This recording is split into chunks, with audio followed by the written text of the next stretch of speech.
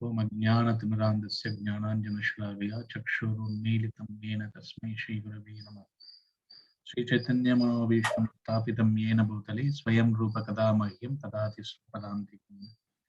वन्देऽहं श्रीगुरो श्रीयुतपदकमलं श्रीगुरून् वैष्णवांश्च श्रीरूपं साग्रजातं सहगणरघुनाथान्वितं तं सजीवं साद्वैतं सावधूतं परिजनसहितं कृष्णचैतन्यदेवं श्री राधा कृष्ण पादान सहगण ललिता श्री विशाखान्वितांश्च।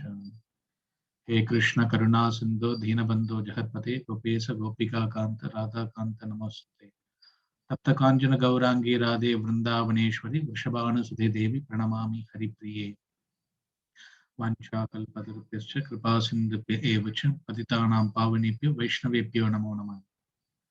श्री कृष्ण चैतन्य प्रभु नित्यानंद श्री अद्वैत गदाधर शिवासादि गौरभक्त वृंद। हरे कृष्ण कृष्ण कृष्ण हरे हरे, हरे राम राम राम हरे हरे. So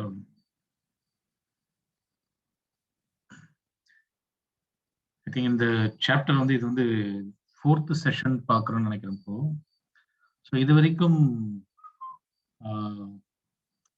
பார்த்ததுல பக்தர்கள் அதுக்கப்புறமா எவ்வளவு யோசிச்சுட்டு இருந்தீங்க அப்படின்றது தெரியல. இது சம்பந்தமா ஏதாவது கேள்விகள் அந்த மாதிரி ஏதாவது இருக்குங்களா?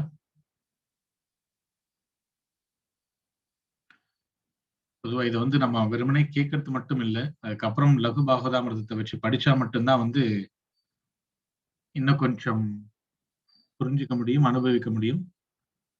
அது மட்டும் இல்லாம இதை வந்து திரும்ப திரும்ப கேட்கறது மூலமாகவும் நம்ம வந்து படிக்கிறது மூலமா பல பெரிய பெரிய பக்தர்கள் கிட்ட இருந்து கேட்கறது மூலமா நம்ம வந்து இதை இன்னும் கொஞ்சம் ஆழமா புரிஞ்சுக்க ட்ரை பண்ணலாம். வெறுமனே வந்து நம்ம கேட்டுட்டு அந்த நேரம் புரியுற மாதிரி இருக்கு அப்படின்னு சொல்லிட்டு விட்டுட்டு போயிட்டோம்னா அதுக்கப்புறம் மறந்து போயிடும். ஒரு உதாரணத்துக்கு சொல்லணும் அப்படின்னா, நேற்று நம்ம வந்து விஸ்வநாத் சக்கரவர்த்தி தாக்கூருடைய அந்த 10th கேண்டை பத்தி படிக்கும்போது பிரம்மாவை பத்தி ஒரு கேள்வி வந்தது. அந்த கேள்விக்காக வந்து திரும்ப லகு பாகவதாமிரதத்தினுடைய ஃபர்ஸ்ட் சாப்டர் எடுத்து பார்க்கும்போது அது ஏறக்குறைய வந்து ஒரு புது சப்ஜெக்ட் மாதிரி தான் படுது. இன்னைக்கு இந்த ஸ்லைடுகளையும் பார்த்துட்டு இருக்கும்போது திரும்ப புக்ஸ் எடுத்து பார்க்கும்போது புதுசா படிக்கிற மாதிரி தான் இருக்கு. எதுவுமே வந்து நம்ம ஏற்கனவே படிச்சிருக்கமே, அது புரிஞ்சுதானே இந்த பிபிடி நோட்ஸ் எடுத்திருக்கோம் அப்படின்னு பார்த்தால் கூட இப்ப திரும்ப படிக்கும்போது இன்னும் புதுசா இருக்க மாதிரி தான் இருக்கு. எல்லாமே வந்து நமக்கு வந்து நம்மளுடைய ஞாபகத்திறன் வந்து ரொம்ப கம்மியா இருக்கிறதுனாலையும் இதையே நம்ம யோசிக்காம பல விஷயங்களை நம்ம மூழ்கி போறதுனால நம்ம திரும்ப எந்த ஒரு சப்ஜெக்டுமே சரி, அது பர்டிகுலர்லி இந்த ஒரு சப்ஜெக்ட், இந்த லகு பாகவதாமிரதத்தினுடைய 5th சாப்டர் வந்து கிருஷ்ணரை வந்து விஷ்ணுவுக்கு மேல கொண்டு போக போறதுனால இது ரொம்ப நுணுக்கமான சப்ஜெக்டுங்க நிறைந்தது. அப்போ நம்ம பொதுவா அவுட்லைன் மட்டும் தெரிஞ்சுக்கலாம். இப்போ நம்ம பக்தர்கள் வந்து தொடர்ந்து கேட்டுட்டு இருக்கக்கூடியவங்களுக்கு வந்து கிருஷ்ணரா இல்ல நாராயணரா அப்படின்னா சொல்லுவாங்க. ஆனா எந்த ஸ்லோகத்தை ரெஃபரன்ஸ் எடுத்து சொல்ல முடியும் அப்படின்னா அது மறந்து போயிட்டு இருக்கும். அதுல எந்தெந்த வார்த்தைகளுக்கு வந்து ரொம்ப இம்பார்ட்டன்ஸ் கொடுத்தார் ரூப கோஸ்வாமி அப்படின்னா அது மறந்து போயிடும். அப்போ திரும்ப நம்ம வந்து இதை படிக்கிறது மூலமாவும் கேட்கறது மூலமாவும் இதை பத்தி ஆழ்ந்து யோசிக்கிறது மூலமாவும் இதுல வேற ஏதாவது கேள்விகள் நமக்கு தோணும் போது, ஏன்னா நம்ம இந்த பிரசன்டேஷன் அப்படின்றது வந்து ஒரு 1 hour 1.5 hours அப்படின்னும் போது வரிக்கு வரியெல்லாம் கொடுக்க முடியாது. அது வந்து யார் எடுத்தாலுமே சரி, எந்த பெரிய பெரிய பக்தர்கள் வந்து உபன்யாசம் கொடுத்தால் கூட இதுதான் வந்து பிராக்டிக்கலான விஷயம். புக்ல வந்து ஒரு 500 ஸ்லோகங்கள் கொடுத்திருக்காங்கன்னா 500 ஸ்லோகத்தையும் அதுக்கான மொழிபெயர்ப்பு பொருளுரை அத்தனையும் நம்ம டிஸ்கஸ் பண்ணிட்டு போக முடியாது. அப்போ ஒரு அவுட்லைன் மாதிரி தான் கொடுப்பாங்க. அதை படிக்கும் போதே நமக்கு அதுல இன்ட்ரெஸ்ட் வரும்போது அதுல வந்து திரும்ப ஆழமா இறங்கி பார்க்கணும், இல்ல அதை பத்தி யோசிச்சு பார்க்கணும். இல்ல இந்த மாதிரி நான் கேள்விப்பட்டிருக்கேனே, இதுக்கு என்ன பதில் சொல்றாங்க, இல்ல வேற மாதிரில எனக்கு வந்து சொல்லி கொடுத்தாங்க, அப்போ இது எப்படி புரிஞ்சுக்கிறது அப்படின்னு சொல்லி நம்ம அதை யோசிக்கும் போது நம்ம டீப்பா உள்ள போக முடியும். ஏன்னா இந்த சப்ஜெக்ட் வந்து இப்படி ஒண்ணு இருக்குன்னு தெரியும். நாளைக்கு வந்து யாராவது நம்ம கிட்ட வந்து இல்லையே நாராயணர் தானே, விஷ்ணு தானே பெரியவர், அவருடைய 10 அவதாரங்கள்ல ஒருத்தர் தானே கிருஷ்ணர் அப்படின்னும் போது இல்ல அப்படின்னு சொல்லி 1-2 ஸ்லோகங்களை சொல்ல பார்க்கலாம், தவிர ரொம்ப ஆழமா ஆணித்தரமா சொல்ல முடியாம போயிடும்.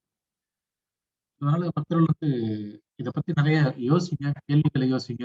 அதுக்கப்புறம் வந்து வேற ஏதாவது சந்தேகங்கள் இருந்தாலும் பார்க்கலாம். ஸோ நம்ம இது வரைக்கும் பார்த்த சப்ஜெக்ட் வந்து பார்த்தோம்னா, கிருஷ்ணர் வந்து எப்படி நாராயணருக்கு மேல, வாமனருக்கு மேல, அதுக்கப்புறம் வந்து நரசிம்ம, ராமர் இவங்களுக்கு மேல கிருஷ்ணர் அப்படின்றதெல்லாம் நம்ம பார்த்துட்டு இருந்தோம்.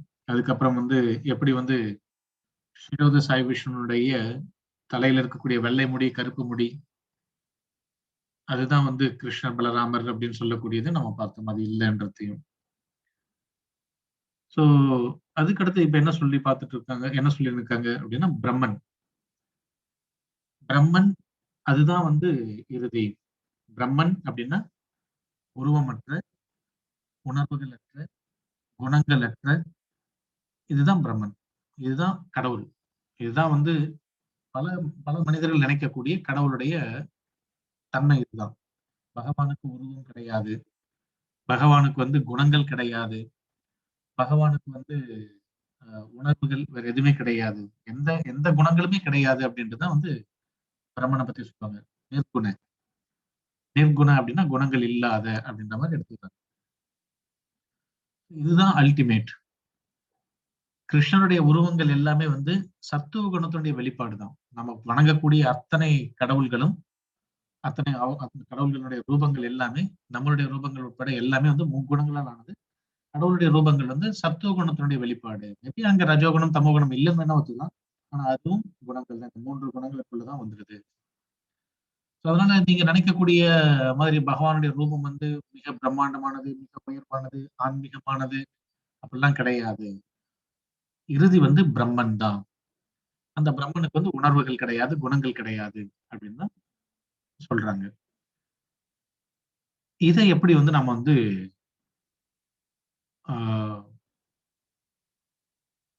நம்ம வந்து எப்படி மறுக்கிறது அப்படின்றத நம்ம பார்த்துட்டு இருக்கோம். ஒவ்வொருத்தங்களும் ஒரு ஒரு விதமான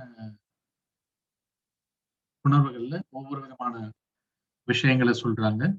எப்படி நம்முடைய ஒரு ஒரு புலன்கள் ஒரே ஒரு வஸ்துவா இருக்கக்கூடிய பால் அப்படின்ற ஒரு வஸ்துவை கண்கள் வந்து ஒரு திரவமாகவும் வெள்ளை நிறமாகவும், ஸ்மெல் வந்து அந்த பாலுடைய ஸ்மெல்லையும், மூக்கு வந்து நாக்கு அதனுடைய சுவையையும், அந்த குளிர்ச்சியாவோ இல்ல சூடாவோ இருக்கிறது வந்து தொடு உணர்வு மூலமாகவும், பால் அப்படின்ற வார்த்தையை வந்து நம்ம வந்து காதுகள் மூலமாகவும் எப்படி நம்ம கேட்டு மனம் எல்லாத்தையும் ஒன்றுபடுத்தி பால் அப்படின்னா இந்த சுவையில, இந்த கலர்ல, இந்த தன்மையில, இந்த கதகதப்புல இருக்கிறது தான் அப்படின்றது எப்படி கொண்டு வருமோ அந்த மாதிரி மத்த எல்லா வழிமுறைகளும் பகவானை பத்தி கொஞ்சம் கொஞ்சம் விஷயங்கள் சொல்லிட்டு இருந்தாலும் பக்தி யோகம் தான் எல்லாத்தையும் ஒண்ணு சேர்க்கக்கூடியது. பக்தி யோகம் தான் ஒரு முழுமையான ஞானத்தை கொடுக்கக்கூடியது அப்படின்றது நம்ம பார்க்கணும். சோ அதனுடைய தொடர்ச்சியா வந்து நம்ம வந்து கடவுள் அப்படின்னா பகவான் வந்து குணங்கள் அற்றவர். அதாவது சங்கராச்சாரியா சொல்லக்கூடிய மற்ற இதே மாதிரியான கருத்துக்களை கொண்டிருக்கவங்க சொல்லக்கூடிய மாதிரி பகவான் குணங்கள் அற்றவர் அப்படின்றது கிடையாது. பகவான் குணங்கள் உடையவர். பகவான் வந்து எண்ணிலடங்காத குணங்களை கொண்டிருக்கிறார். எல்லாமே வந்து கல்யாண குணங்கள். அவர் வந்து யாரையாவது கொல்றார் அப்படின்னாலும் அதுவும் அதே பலன்களை தான் கொடுக்கும். எதே பலன், எது மாதிரியான பலன்? யார் ஒருத்தங்க அவரை வணங்கி அவருடைய அருவ பிரம்மன்ல போய் கலக்கணும்னு நினைக்கிறாங்களோ அதே பலனை தான் அவரால் கொல்லப்படுபவர்களும் அடைகிறாங்க. அவர் யாரெல்லாம் கொல்றாரோ அவங்க எல்லாருக்குமே அதே இலக்கு தான் அடைகிறாங்க. அவங்க எல்லாருமே. அப்போ அருவ பிரம்மன் பகவானுடைய அந்த உருவமற்ற தன்மை, அந்த அருவம் அப்படின்னு சொல்லக்கூடிய அந்த நிலைக்கு போயிட்டு யார் அடையணும்னு நினைக்கிறாங்களோ அந்த இடத்தை பகவானால கொல்லப்படுறவங்களும் அடைகிறாங்க. சோ அதுக்கும் மேல பகவானுடைய நிலை இருக்கு. பக்தர்கள் போய் அடையக்கூடிய இடம் இருக்கு. அங்க வந்து பகவானுடைய தன்மைகள் வந்து எப்படி இருக்குன்றது சாஸ்திரங்கள் வந்து பாக்குறோம். சோ பர்டிகுலர்லி இந்த விஷ்ணு புராணத்துல வந்து சொல்லப்பட்டிருக்கு.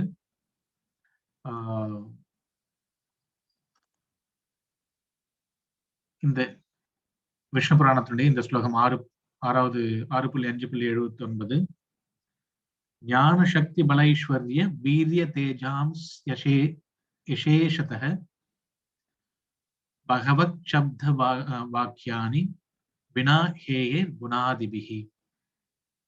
அதாவது பகவான், பகவத், பகவான் அப்படின்ற அந்த வார்த்தைக்கு என்ன அர்த்தம் கொடுக்குறாங்க அப்படின்னா, நம்ம நிறைய டைம் பிரபா கிட்ட இருந்து கேட்டிருக்கோம். பூரண அழகு, அறிவு, பலம், இளமை, புகழ், துறவு, இதுதான் பகவான் அப்படின்ற அந்த ஸ்லோகத்துக்கான அந்த வார்த்தைக்கான அர்த்தம். பகவான் அப்படின்னு சொல்லும் போதே ஒருத்தரை நம்ம பகவான் அப்படின்னு சொல்லணும் அப்படின்னா அவருக்கு இந்த குணங்கள்லாம் இருக்கணும். இன்னைக்கு வந்து நிறைய கடவுள்கள் வந்து நமக்கு கிட்ட வராங்க, நிறைய பாபாக்கள் வராங்க. சமீபத்துல பாத்தீங்கன்னா கூட ஒரு பாபா அரெஸ்ட் ஆயிருக்காரு சென்னையில. இன்னொரு பாபா எல்லாம் பாத்தீங்கன்னா வந்து 2 பாபா வந்து ரொம்ப ஃபேமஸ். ஆனா இவங்கெல்லாம் பகவானா அப்படின்றது நம்ம கிட்ட ஒருத்தர் வந்து இதுதான் பகவான், சாய்பாபா பகவான், சத்ய சாய் பாபா பகவான், இல்லைன்னா வந்து சிவசங்கர் பாபா பகவான், இந்த பாபா பகவான், ரமண மகரிஷி பகவான், ஜகி வாசுதேவ் பகவான், இப்படிலாம் யாராவது நம்ம கிட்ட வந்து சொல்லும்போது அப்படியே கண்மூடித்தனமா நம்ம ஏத்துக்க முடியாது. அப்போ அந்த அடையாளங்கள் என்ன, இவர் பகவான் தான்றதுக்கான அடையாளம் என்னன்னு பார்க்கணும். ஃபர்ஸ்ட் ஆஃப் ஆல் அவங்க முழு அழகோட இருக்கணும், அறிவோட இருக்கணும், பலத்தோட இருக்கணும். இதெல்லாம் வந்து பகவானுடைய அடிப்படையான குணங்கள். பகவான் ஒருத்தர் சொல்லும் போது வந்து அவர் வந்து உருவம் இல்லாமல்லாம் இருக்க முடியாது. அவர் வந்து குணங்கள் நிறைந்தவர். அவர் வந்து எல்லாமே வந்து மங்களகரமான குணங்கள். அவருடைய நாமம் மங்களகரமானது, அவருடைய பெயரே மங்களகரமானது, அவருடைய ரூபம் மங்களகரமானது, அவருடைய லீலைகள் மங்களகரமானது, அவருடைய ஒவ்வொரு விஷயங்களுமே மங்களகரமானதுதான். அது எதுவுமே ஜடம் கிடையாது. இந்த ஜட உலகத்தை சேர்ந்தவங்க கிடையாது. அதனால நம்ம அவங்களை வந்து சாதாரண ஒருத்தங்களை வந்து உயர்ந்த பகவானாவும் நம்ம நினைச்ச முடியாது. உயர்ந்த பகவானை வந்து ஒரு சாதாரண நபராகவும் கொண்டு வந்துட முடியாது. கிருஷ்ணனும் கர்ம வினைக்குள்ளதான் சிக்கிக்கிட்டார். இது ஒரு குரூப் இருக்கு. கர்ம மீமாம்சத்தை ஃபாலோ பண்ணக்கூடியவங்க கர்மத்தை செஞ்சாதான் அவங்களுக்கான வழி அப்படின்னும் போது எல்லாரும் சொல்லுவாங்க அவங்களுடைய கர்மங்களை செய்யணும் அப்படின்ட்டு. இதுதான் கர்ம மீமாம்சை அப்படின்னு சொல்லக்கூடியவங்க. அவங்க என்ன பண்றாங்கன்னா கிருஷ்ணனே கர்மத்துக்குள்ள உட்பட்டவர் தான் அப்படின்றாங்க. பகவான் அப்படின்ற வார்த்தைக்கு அடையாளம் என்னன்னா, அர்த்தம் என்னன்னா, பகவான் எதுக்குள்ளும் கட்டுப்பட்டவர் கிடையாது, எதுவும் சிக்கியவர் கிடையாது. அவர்தான் எல்லாத்தையும் கட்டுப்படுத்துபவர். அப்போ பகவானுடைய அந்த உடல்ல இருந்து வரக்கூடிய அந்த தேஜஸ், அந்த ஒளி, அதுக்கு குணங்கள் இல்லைன்னு சொல்லும் போது அதே குணங்கள் இல்லாம பகவான் நம்ம சொல்ல முடியாது. அவரால படைக்கப்படக்கூடிய அத்தனை வஸ்துகளுக்கும் ஒரு குணங்கள் இருக்கு. அப்போ அதுதான் இங்க வந்து விஷ்ணு புராணத்துல சொல்றார். பகவான் அப்படின்னா முழுமையான அறிவு, புலன்களுடைய பலம், அந்த சக்தி, எல்லாத்தையும் கட்டுப்படுத்தக்கூடிய சக்தி, எல்லாவற்றையும் ஈர்க்கக்கூடிய, எல்லாவற்றையும் வந்து இன்ஃப்ளூயன்ஸ் பண்ணக்கூடிய அசாத்தியமான அவருடைய சக்தி. அவருடைய அழகு வந்து ஒரு எல்லைக்குட்பட்டதே கிடையாது. அவருடைய அழகு வந்து எல்லையற்ற அழகு. அவருடைய அழகு வந்து இவ்வளவுதான் இப்படிதான் சொல்லவே முடியாது. நேத்து கூட நம்ம பார்த்துட்டு இருந்தோம். ஓரளவுக்கு தான் அந்த கருமேக கலரோட நம்ம வந்து ஒரு ஒரு அடையாளத்துக்கு சொல்றதுன்னு தவிர, ஆனா அதுதான் கிருஷ்ணனுடைய கலரானா கிடையாது.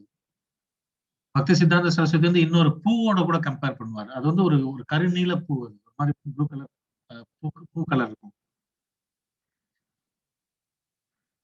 மாயாப்பூர்ல இருந்து ஒரு போட்டோ ஒண்ணு பார்த்தேன். மாயாப்பூர்ல வந்து கர்கமணி பிரபு வந்து ஷேர் பண்ணியிருந்தாரு.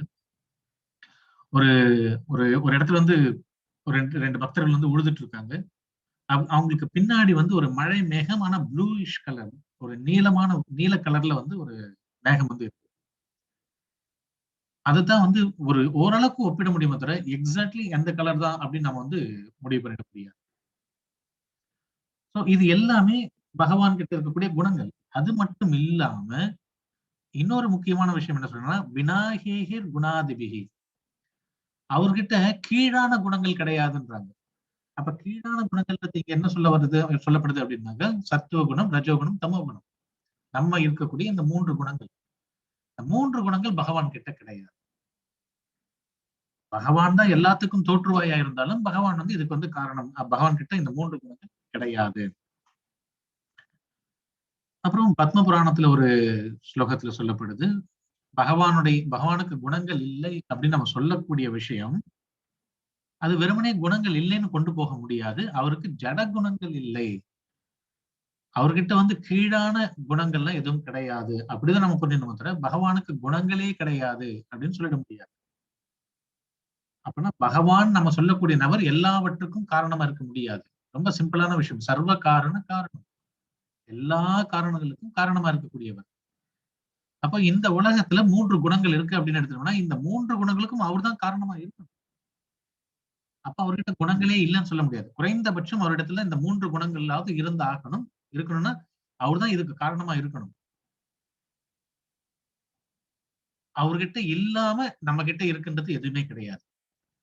பகவானிடத்துல ஒண்ணு இல்ல, ஆனா நம்ம கிட்ட இருக்கு அப்படின்றது எதுவுமே கிடையாது. அப்ப பகவானுடைய குணங்கள் அப்படின்னும் போது அவர்கிட்ட இருக்க குணங்களை தான் நம்ம பிரதிபலிக்கிறோம்.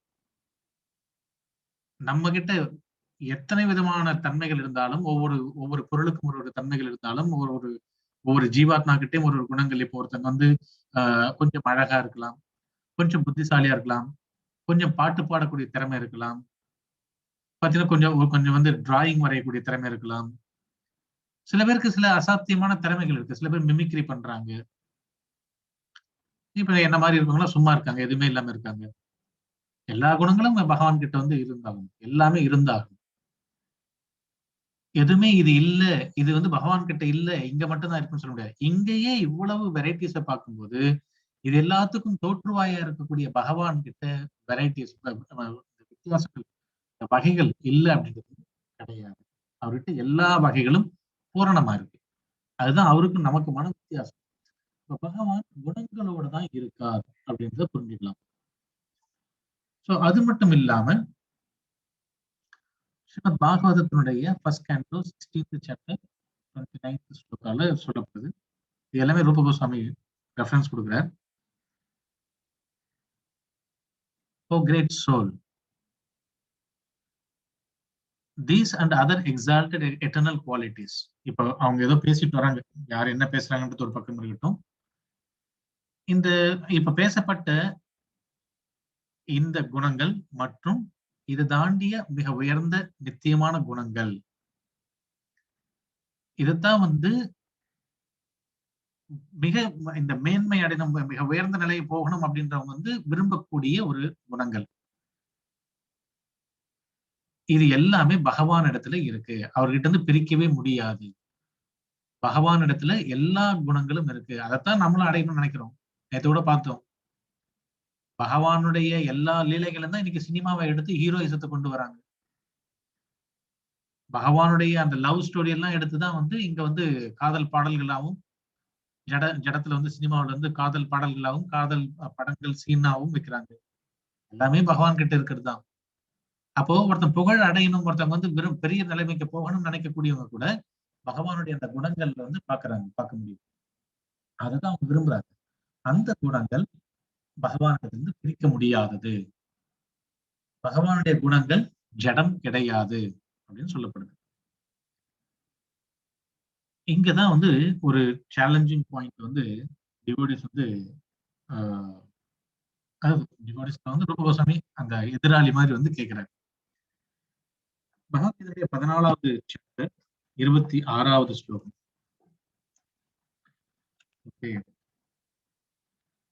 அதுல இந்த ஸ்லோகம் ரொம்ப முக்கியமான ஒரு ஸ்லோகம். இதுதான் ஈவன் மாயாவாதிகளுக்கு கூட மிக முக்கியமான ஒரு ஸ்லோகம் இது. நமக்கு எப்படி சர்வதர்மான் பரித்யக்ஷம் சொல்றோம், நம்ம எப்படி பல ஸ்லோகங்களை நம்ம ரொம்ப முக்கியமான ஒரு ஸ்லோகமா நம்ம ரெஃபரன்ஸ் கொடுக்கிறோமோ, பகவத்கீதையில கிருஷ்ணர் தான் உயர்ந்தவர் அப்படின்னு சொல்லக்கூடிய இந்த ஸ்லோகங்களை சொல்றோமோ, அது போல மாயாவாதிகளுக்கான ஒரு மிகப்பெரிய முக்கியமான ஸ்லோகம் இந்த பகவத்கீதையுடைய 14வது அத்தியாயத்துல 26வது ஸ்லோகம்.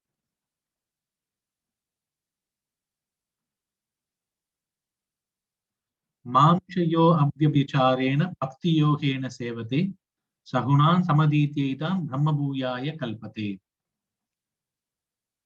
இதுல பிரம்மபூயாய கல்பத்தே அப்படின்றது ரொம்ப முக்கியமான பதம். அதனுடைய மொழிபெயர்ப்பு என்ன அப்படின்னா, எந்த சூழ்நிலையிலும் தவறாமல் எனது பூரண பக்தி தொண்டில் ஈடுபடுபவன் ஜட இயற்கையின் குணங்களை உடனடியாக கடந்து பிரம்மன் நிலைக்கு வந்தடைகின்றான். இதுதான் ரொம்ப முக்கியமான ஒரு ஸ்லோகம். அவங்களுக்கு என்ன அர்த்தம் அப்படின்னு பார்த்தோம்னா, மிக உயர்ந்த நிலையை அவங்க சொல்லக்கூடிய பிரம்மன் ஒருத்தங்க பக்தி தொண்டில ஈடுபடும் போது, எனது பூரண பக்தி தொண்டில் ஈடுபடுபவன் ஜட இயற்கையின் குணங்களை, இந்த 3 குணங்கள், சத்துவ குணம், ரஜோகுணம், தமோகுணம், இந்த 3 குணங்களை உடனடியாக கடந்து பிரம்மன் நிலைக்கு வந்தடைகின்றான். அதாவது பிரம்மன் அப்படின்னு இப்ப சொல்லும் போது குணங்கள் அற்ற அந்த அந்த ஒளி, குணங்கள் அற்றது அப்படின்னு சொல்லக்கூடிய அந்த ஒளி, அந்த நிலையை அடையறான் அப்படின்னு தான் மாயாவாதிகள் எடுக்கிறாங்க.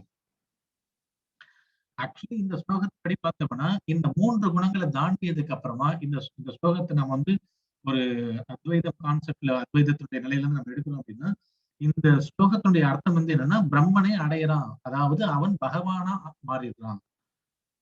ஒரு ஜீவாத்மா, இங்க கட்டுண்ட ஜீவாத்மா, பிறப்பு இறப்புல சிக்கி இருக்கக்கூடிய ஜீவாத்மா விடுதலை பெற்றவுடன் இந்த 3 குணங்களை கடந்து பிரம்மன் தலத்தினை, பிரம்மன் நிலைக்கு வந்தடைகிறான். அதாவது அவன் பிரம்மன் ஆகின்றான். பிரம்ம பூயாய கல்பதே, பிரம்மன் ஆகின்றான். இதுதான் மாயாவாதிகள் கொடுக்கக்கூடிய ஒரு அர்த்தம். இந்த ஸ்லோகத்தை நீங்க ஆக்சுவலி இப்படி நீங்க டிரான்ஸ்லேட் பண்ண முடியும். பிரம்ம பூயாய கல்பத்தை அப்படின்னா, இப்ப பிரபுபாதர் கொடுத்தது பிரம்மன் நிலைக்கு உயர்த்தப்படுகின்றான். அதனுடைய இன்னொரு அர்த்தம் பிரம்மன் ஆகின்றான். இன்னொரு அர்த்தம் பிரம்மன் ஆகின்றான். 3 குணங்களை கடந்து அவன் பிரம்மன் ஆகின்றான். அவ்வளவுதான், முடிஞ்சிருச்சு. அப்போ நம்ம சொல்லக்கூடிய பக்தி யோகம் அப்படின்றது எதுக்குன்னா, இந்த 3 குணங்களை கடந்து பிரம்மன் நிலையை அடைவதற்காகத்தான். அதாவது அவன் பிரம்மன் ஆகிறதுக்காகத்தான தவிர அவன் இதுவாகிறது கிடையாது.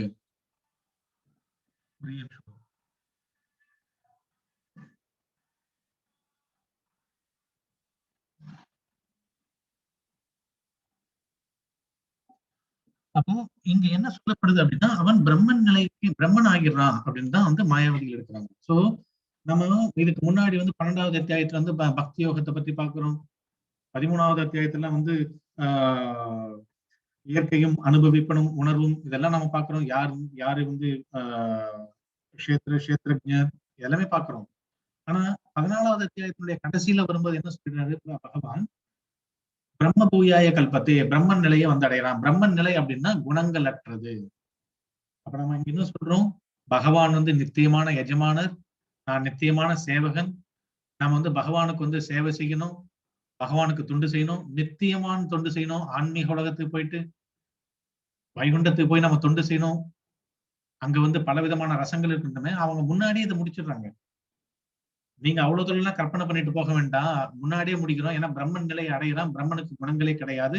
அங்க இவன் உயர்ந்தவன் தாழ்ந்தவன் இது செயல்படுது, மாறுது, மாற்றம் அடையுது அப்படின்றதுல எதுவுமே கிடையாது. இதுக்கு என்ன சொல்ல முடியும்? இதுக்கு ஏதாவது பக்தர்கள் ஏதாவது பதில் சொல்ல முடியுமா?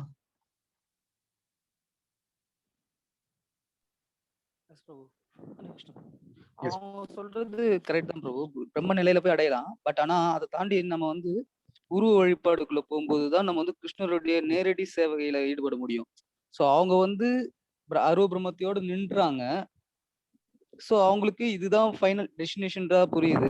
அதை தாண்டி உருவம் இருக்கு, பகவான்னா ஒரு சாட்சாத் சச்சிதானந்த விக்கிரக அந்த மாதிரி ஒரு உருவம் இருக்குன்னு நம்ம தெரிஞ்சு அதை தியானம் பண்ண ஆரம்பிக்கும் போதுதான் நம்ம கிருஷ்ணருக்கு நேரடியா சேவை செய்யறோம். நித்திய சேவை, நித்திய சங்கம் நம்மளால எடுக்க முடியும். நமக்கும் அந்த பொசிஷன் போதும்னு நினைச்சா அது ஃபர்ஸ்ட் தாண்டி தான் உள்ள போகணும். நம்ம அப்படித்தானே நம்ம படிச்சிருக்கோம். இதுக்கு அடுத்ததா இருக்கிற நிலை, அதுக்கு அடுத்த நிலை, அதுக்கு அடுத்த நிலை தான் பகவான், பரமபுருஷ பகவான். சோ நம்ம தேவையானது அவங்க டார்கெட்டுக்கு ஏற்ற மாதிரி, அவங்க டெஸ்டினேஷன் ஏற்ற மாதிரி அவங்க தான் ஃபிக்ஸ் பண்ணிக்கணும். சோ அவங்க ஃபிக்ஸ் பண்ணிக்கிறாங்க. சோ அதை நம்ம வேணா விளக்கலாம், பட் ஆனா அதை என்கரேஜ் பண்ண முடியும். பட் ஆனா அதுவும் ரியல் தான். இது அவங்க சொல்றதுன்றது கிடையாது. இப்ப அவங்க உங்களை சேலஞ்ச் பண்றாங்க. நீங்க சொல்லக்கூடிய உருவம் ஜட உருவம், குணங்களுக்குள்ள உட்பட்ட உருவம், அல்டிமேட்டா பார்க்கும்போது உருவம் இல்லாததுதான் அப்படின்னு சொல்லி சேலஞ்ச் பண்றாங்க. நீங்க வேணா உங்களுக்கு வச்சுக்கணும்னு சொல்ல முடியாது. இப்போ என்ன சொல்றாங்க, நீங்க வணங்கக்கூடிய, நீங்க வணங்கக்கூடிய வணங்கக்கூடிய நீங்க வணங்கக்கூடிய அந்த ரூபம் அது வந்து ஜட உருவம் தான். பகவான் வந்து பிரம்மன் தான். பிரம்மன் தான் வந்து அல்டிமேட். பிரம்மனுக்கு வந்து உருவம் கிடையாது, குணங்கள் கிடையாது. அப்போ பிரம்மன் நிலைய வந்து நீங்க அடையறீங்க அப்படின்னாலே உங்களுக்கு அந்த குணங்கள், அந்த பேதங்கள் எதுவுமே இல்லாம போயிடும். புரியுதுங்களா? எதுவுமே இல்லை. அப்போ நீங்க நீங்க பிரம்மன் அப்படின்னு சொல்லக்கூடிய அந்த நிலை, அந்த பிரம்மன் நிலை, அதுதான் பகவத்கீதையுடைய இந்த 14வது அத்தியாயம் 26வது ஸ்லோகம் சொல்லுது. பக்தி தொண்டின் மூலமா இந்த ஜட முக்குணங்களை கடந்து ஒருத்தன் பிரம்மன் நிலைக்கு உயர்த்தப்படுகிறான். ஒருத்தன் பிரம்மன் நிலைக்கு வரான் அப்படின்னாலே அவன் பிரம்மன் அப்படின்றத உணரும் போது அங்க அவனுடைய அந்த வித்தியாசங்கள் எதுவுமே இல்லாம போகுது. அங்க ரூபமே கிடையாது. நீங்க அங்க ரூபம் நீங்க சொல்றீங்களா, அதுதான் உயர்ந்தது நீங்க சொல்றீங்க இல்லையா? ஆனா ஸ்லோகம் சொல்லலையே.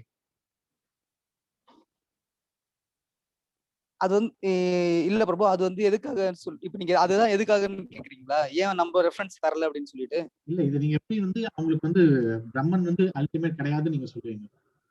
எஸ், கிருஷ்ணரே சொல்லியிருக்காருல்ல பிரபு, 18.66 எல்லாத்தையும் விட்டு என்னுடைய வந்து சரணடி, பிரம்மஜோதியில இருந்து சரணடின்னு சொல்லலையே. அதுதான் பிரபு, அதே கிருஷ்ணன் தான் 14வது அத்தியாயத்துல முன்னாடியே சொல்றார், நீங்க என்கிட்ட பக்தி தொண்டு செய்யும் போது ஜட இயக்குடைய முக்குணங்களை தாண்டி பிரம்மன் நிலைக்கு வந்தடைவாய் அப்படிங்கிற. ஆமா ப்ரோ, பக்தி தொண்டுன்னு சொல்லியிருக்காங்களா? பாருங்க, எனது பூர்ண பக்தி தொண்டில் ஈடுபடுவான் மாம் செய்யோ அவிபச்சாரின்னு பக்தி யோகேன சேவதே. Hare Krishna bro. Yes bro. இப்ப பக்தி தொண்டு செய்யணும், நம்ம யாரை நோக்கி பக்தி தொண்டு செய்யணும் இருக்கோம், அந்த ஒரு கேள்வி கேட்கலாம் ப்ரோ. அது சொல்றாரு. அதுதான் வந்து எதோமத் தத்துவபத். நீங்க யாரை வேணா வச்சு வணங்கலாம், யாரை வேணா கும்பிடலாம், எப்படி வேணா கும்பிடலாம். ஆனா நீங்க வந்து இப்ப யார வேணாலும், இப்போ வந்து யார வேணான்னு சொல்லும்போது வந்து அவங்க கற்பனைக்கு போடலையா? இப்போ நம்ம பக்தி தொண்டு செய்யணும் போது ஏதோ ஒண்ணு சம்திங் ஒரு வடிவம் இருந்தா தான் நம்ம பக்தி தொண்டு பண்ண முடியும். இப்ப அவங்க கற்பனைக்கு விட்டு அவங்க வந்து நீங்க சொன்ன பாயிண்ட் வந்து அவங்களுக்கு வந்து லட்டு சாப்பிடுற மாதிரி நம்ம பாயிண்ட் கொடுத்தீங்க. அதாவது உங்களுடைய மனங்களை கட்டுப்படுத்துறதுக்காக தான் வடிவமே தவிர வடிவம் உண்மை கிடையாது. நம்மளுக்கு இது பெஸ்ட், இது நிறைய எக்ஸாம்பிள் இருக்கு ப்ரோ, ரெஃபரன்ஸ் எடுக்க முடியல. பட் ஆனால் நம்ம இதுக்கு முன்னாடியே பேசின சூரியன் இல்ல ஒரு பல்ப் எடுத்தா கூட பல்ப்ல இருந்து அந்த பல்ப் இருக்கனால தான் ஒளியே வருது. ஓகேங்களா? ஸோ வித்தவுட் எனி சோர்ஸ் ஒரு விஷயம் வந்து வெளியே வராது. ஸோ அந்த சோர்ஸ் எது நம்ம அவங்களுக்கு கேட்கலாம், பிரம்ம ஜோதி எப்படி உருவாச்சுன்னு கேட்கலாம். இதுக்கு அவங்களுக்கும் பதில் இருக்காது. ஆட்டோமேட்டிக்கா அப்படியே இருக்கணும். அது பேர் என்ன, அது எங்க இருந்து அந்த ஒளி வருதுன்னு கேட்டா யாராலையுமே பதில் சொல்ல முடியாது. அவங்களாலையும் அது விதந்தாவாதமா முடியும். சப்போஸ் அதான் கேட்கறேன், இப்போ அவங்க பிரம்ம ஜோதியில போய் கலக்குறேன்னா எந்தத்துல கலப்ப, எங்க ஜோதி பிரம்ம ஜோதி எங்க இருக்குது, அது எப்படி ஜோதியா இருக்குது, அதுல போய் எப்படி கலக்குறேன்னு நான் கேட்பேன். எப்படி அவங்களோட ஆன்சர் பண்ண முடியும்? நீங்க கேட்டு பார்த்தாதானே அவங்க ஆன்சர் என்னன்னு தெரிய வரும். இது வரைக்கும் அவங்க கேட்க மாட்டாங்க ப்ரோ. ஆனா அப்படி அவங்க தெரிய வர சான்ஸே இல்ல. நீங்களே அவங்களுடைய ரேஞ்சில இருந்து நீங்க சொல்லுங்களேன் அதுக்கு ஆன்சர். அவங்களுடைய சார்புல இருந்து பிரம்ம ஜோதியா போய் கலக்குறதுன்னு சொல்றது நீங்க கேக்குறீங்கல்ல, எங்க இருந்து வருது, எப்படி நீங்க எங்க இருந்து வருது, எப்படி இருந்து வருதுன்னு சொல்றீங்க பாத்தீங்களா? இது எல்லாமே மாயை. புரியுதுங்களா? நீங்க இது எல்லாமே மாயை. இந்த மனம் தான் வந்து உங்களை இப்படி யோசிக்க வைக்குது. உங்களுடைய மனம் இது எப்படி அது எப்படிதான் யோசிக்குது. அந்த மனதுடைய சிந்தனைகளை நீங்க ஸ்டாப் பண்ணீங்கனாலே நீங்க வந்து நீங்க தான் பிரம்மன்றது உணர்ந்துடலாம்.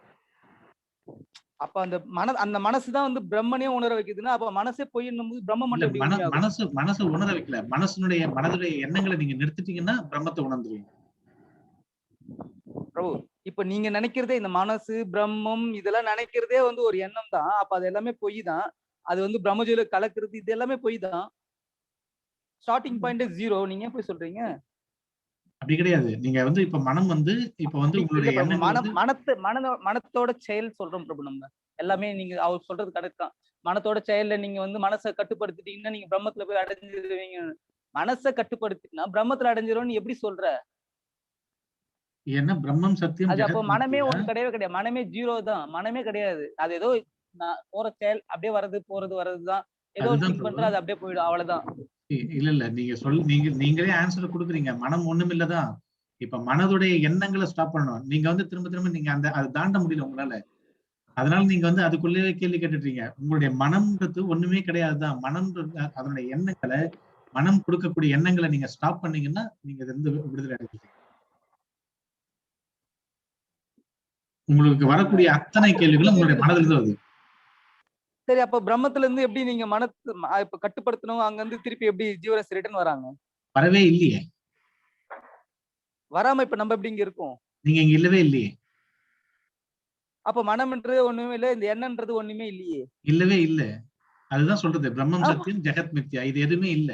பிரம்மமே ஒண்ணு கிடையாது பிரபு. பிரம்மம் நீங்க எத வச்சு சொல்றீங்க? எத பிரம்மன்னு சொல்றீங்கன்னு தெரியலையே. நீங்களா ஒரு வார்த்தை ஏதோ ஒண்ணு சொல்லிட்டு இதுதான் அதுதான் சொன்னா எப்படி நான் ஒத்துப்பேன்? பிரம்மம் சத்தியம், ஜெகத் மித்யான்றது வந்து சங்கராச்சாரியுடைய அது ஸ்டேட்மெண்ட். பிரபு அவர் யார் என்ன வேணா சொல்லட்டும் பிரபு. அதுக்கான எப்படி அவர் வந்து பிரம்மம் இருக்குன்னு சொல்றாரு? எப்படி இருக்கு தெரியலையே. நைட்ல பிரம்மம் தெரியவே இல்லையே, ஒளியே தெரியலையே.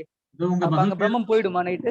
உங்க பகவத்கீதையில கூட தான் கொடுத்திருக்கீங்களே, எந்த சூழ்நிலையிலும் தவறாமல் எனது பூரண பக்தி தொண்டில் ஈடுபடுவன் ஜட இயற்கையின் குணங்களை உடனடியாக கடந்து பிரம்மன் நிலைக்கு வந்தடைகின்றான். அதே பகவத்கீதையில கிருஷ்ணரும் சொல்லியிருக்காரு, நீ என்னுடைய பக்தி தொண்டில் ஈடுபடும் போது என்னை வந்து அடைவான்னு சொல்லி போட்டிருக்காரு. அப்புறமா வந்து அதுதான் எல்லாத்தையும் விட்டு பிரம்மந்தலம். என்னிடம் வந்து சரணடை சொல்லியிருக்காரு.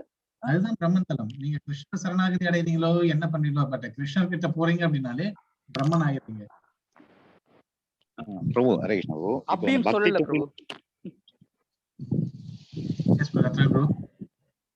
இப்போ அந்த பக்தி தொண்டில் ஈடுபடுவது தானே பிரபு வந்து பிரம்ம நிலை அடைவாங்க. அந்த பக்தி தொண்டு எப்படி செய்யணும்னு அவங்களே கேட்கலாம் பிரபு. நிறைய கொஸ்டின். எப்படி செய்வீங்க? யாரை நோக்கி செய்வீங்க பக்தி? நீங்க கிருஷ்ணனை கூட கும்பிட்டுங்க, யார் வேணான்றாங்க. ஆனா அல்டிமேட் கிருஷ்ணர் கிடையாது, பிரம்மன் தான். இல்ல இப்போ அந்த அப்புறமா பக்தி நான் தொண்டு ஏன் சங்கராச்சாரியார் சொல்றது எடுத்துக்கணும்? அவருமே பிரம்மன் தானே. நானும் அவரும் ஒரே ஈக்குவல் தானே. நான் சொல்றது அவர் எடுத்துக்கலாம்ல. நீங்க சொல்லுங்க, ஏத்துக்கிறாங்களா போய் பார்க்கலாம். அப்புறமா அது பொய் தானே. அப்புறமா நான் எதுக்கு அவங்க பேச்சு கேட்கணும்? நானும் பிரம்மன் தான். நானும் அதே தானே. அப்புறமா எதுக்கு வந்து நான் அவருக்கு அவருடைய வழியில போகணும். என் வழியில வரட்டும். அவர் என்ன விட பெரிய ஆளா? பிரம்மன் லெவல்ல இருக்கும்போது நானும் அவரும் ஈக்குவல் தானே. ஃபர்ஸ்ட் பாயிண்ட் அவரே சொல்லவே கூடாது. ரூல்ஸே இல்ல. அவருக்கு வந்து அந்த ரைட்ஸே கிடையாது. சரி, நீங்க நீங்க சுத்தி சுத்தி வர்றீங்க, ஓரளவுக்கு தொடறீங்க. அதாவது இப்ப கடைசியா சொன்ன பாயிண்ட் வந்து ஓரளவுக்கு வந்து கொஞ்சம் அவங்கள வந்து சொல்ல முடியும். ஏன்னா வந்து இப்போ எல்லாமே ஒன்றுதான் அப்படின்னு ஆனதுக்கு அப்புறமா வந்து பிரம்மன் வந்து எல்லாமே பிரம்மன் தான் அப்படின்னும் போது, அதனாலதான் வந்து அவங்க வந்து சகுண பிரம்மன், நிர்குண பிரம்மன் 2 வகையா பிரிக்கிறாங்க. நிர்குண பிரம்மன் அப்படின்றது வந்து அந்த உயர்ந்த மாற்றங்கள் இல்லாத பிரம்மன். சகுண பிரம்மன் அப்படின்றது வந்து அந்த பிரம்மன் இந்த மாதிரி கட்டுண்டு இருக்கக்கூடிய நமக்காக, நம்மளுடைய விடுதலைக்காக வரக்கூடியவங்க. அவங்க வந்து ஒரு உயர்ந்த ரூபம் எடுத்துட்டு வராங்க. நம்ம வந்து 3 குணங்களால பாதிக்கப்படக்கூடியவங்க. அந்த மாதிரி வரக்கூடிய சகுண பிரம்மன் சத்துவகுணத்தினுடைய வெளிப்பாடாதான் இருப்பாங்க தவிர, ரஜோகுணம் தமோகுணம் அவங்க அவங்க கிட்ட கிடையாது. அதனால நம்ம அவங்க சொல் பேச்சு கேட்கிறோம். உங்க சொல் பேச்சு அதுக்கு நான் மாதிரிதான் ப்ரோ இந்த கேட்க முடியாது. அப்ப இந்த 3 குணத்தை தாண்டி தான் வந்து சுத்த சத்துவ குணம் இருக்கு. சோ பகவான் வந்து நிர்குண அகுணன்னு சொல்றாரு. அகுண. சோ குணங்கள் அற்றவர்ன்றனால எதுவுமே இல்லைன்னு அர்த்தம் கிடையாது. பாகவதத்துல இந்த 2.8ல வந்து இப்பதான் ஃபர்ஸ்ட் சாப்டர்ல வந்து பிரம்மதேவர் வந்து நாரதர் கிட்ட சொல்லுவாரு. அகுண கிருஷ்ணர் வந்து குணங்கள் அற்றவர் கிடையாது. ஆனா வந்து அவருக்கு எல்லாமே இருக்கு. ஆனா வந்து இது எந்தெந்த குணத்துல செயல்படணுமோ அது அது அது என்ன பூரணத்துவம் அடைந்தவரா இருக்காரு அப்படின்னு சொல்றாங்க. சோ அதோடைய வெளிப்பாடுல 3 குணங்கள் இருக்குதுன்னு ஒத்துக்கிறாங்கல்ல. அந்த குணம் எங்கிருந்து உருவாகுதுன்னு ஒரு சோர்ஸும் குடுக்கல. குணங்கள் உருவாகுதுனாலே ஒரு சோர்ஸ் இருக்கணும்ல ஃபர்ஸ்ட். சோ அந்த சோர்ஸ இவங்களே உருவாக்குறாங்க. பிரம்மன் ஆனது சகுன பிரம்மன் இது இவங்களே உருவாக்குற மாதிரி பிரம்மத்துல இருந்து இவ்வளவு தூரம் வரும்போது ஏன் வந்து குணங்கள்ல வந்து ஒரு இடத்துல இருந்து வரக்கூடாது? நீங்க நீங்க இவ்வளவு நேரம் பேசுனதை விட அந்த பாகவதத்துல இருந்து ஒரு ஸ்லோகம் சொன்னீங்க பாத்தீங்களா, அதுதான் அத்தாரிட்டி. அதுதான் அத்தாரிட்டி. அங்கிருந்து தான் எடுக்கிறோம் நம்ம. அதுதான் இப்ப என்னோட ஸ்கிரீன் பாத்தீங்கன்னாலே கூட தெரியும். சோ பாகவத்துடைய first canto 16th chapter 29th ஸ்லோகத்துல இருந்து என்ன சொல்றாங்க அப்படின்னா, இந்த குணங்கள் எல்லாமே பகவான் இடத்துல நீக்கமற இருக்கு, எப்பவுமே இருக்கு. அவர்கிட்ட இருந்து இந்த குணங்களை பிரிக்க முடியாது. பகவான் அப்படின்னு சொல்லும் போதே பல குணங்கள் உடையவர் தான் அப்படின்னு தான் வருது. புரியுதுங்களா? நான் அதான் 2.8லயும் வந்துருச்சு பிரபு. அப்ப சொல்றாரு Yes. குணங்கள் பத்தி அவர்கிட்ட So, இருந்து வருது. குணங்கள் குணங்கள் பகவான் இடத்துல இருக்கு அப்படின்றது சாஸ்திரபுரம் சொல்றாங்க. இப்ப எல்லாருமே என்னன்னா எனக்கு தோணுது உங்களுக்கு தோணுதுன்றதை விட இப்ப சாஸ்திரத்துல இருந்து சொல்லும் போதுதான் அது அதிகாரம் ஆகுது. அதுதான் அதுபடிதான் இப்ப வந்து இங்க பார்க்க போறோம். ஓகேங்களா? சோ இதுக்கு அடுத்து வரக்கூடிய அந்த ஸ்லோகங்களை பார்த்துட்டு இந்த 14வது அத்தியாயத்தினுடைய 26வது ஸ்லோகத்தினுடைய மொழிபெயர்ப்பு விளக்குரை நம்ம பார்க்கலாம். சோ ஒரே நிமிஷம் நான் மியூட்ல போட்டுருவேன். சோ இப்போ அடுத்தது விஷ்ணு புராணத்துல இருந்து பராசரருடைய இது வந்து ரூப கோஸ்வாமி மேற்கோள் காட்டுறாரு. பரமாத்மாத்மனோர் யோக பரமார்த்த இதீஷ்யதே மித்யைத தன்ய திரவியம் ஹி நைத்தன்ய திரவியதாம் யதக. அதாவது ஒரு பகவானிடத்துல போயிட்டு ஒரு ஜீவாத்மா பரமாத்மாவோட அந்த கலக்குறது அப்படின்னு சொல்லும் போது என்னன்னா சேருது, யூனியன். யோகா, பரமாத்மாத்மனோர் யோகா. பரமாத்மாவோட ஆத்மா வந்து யோகா. யோகன்னா இணைத்தல்.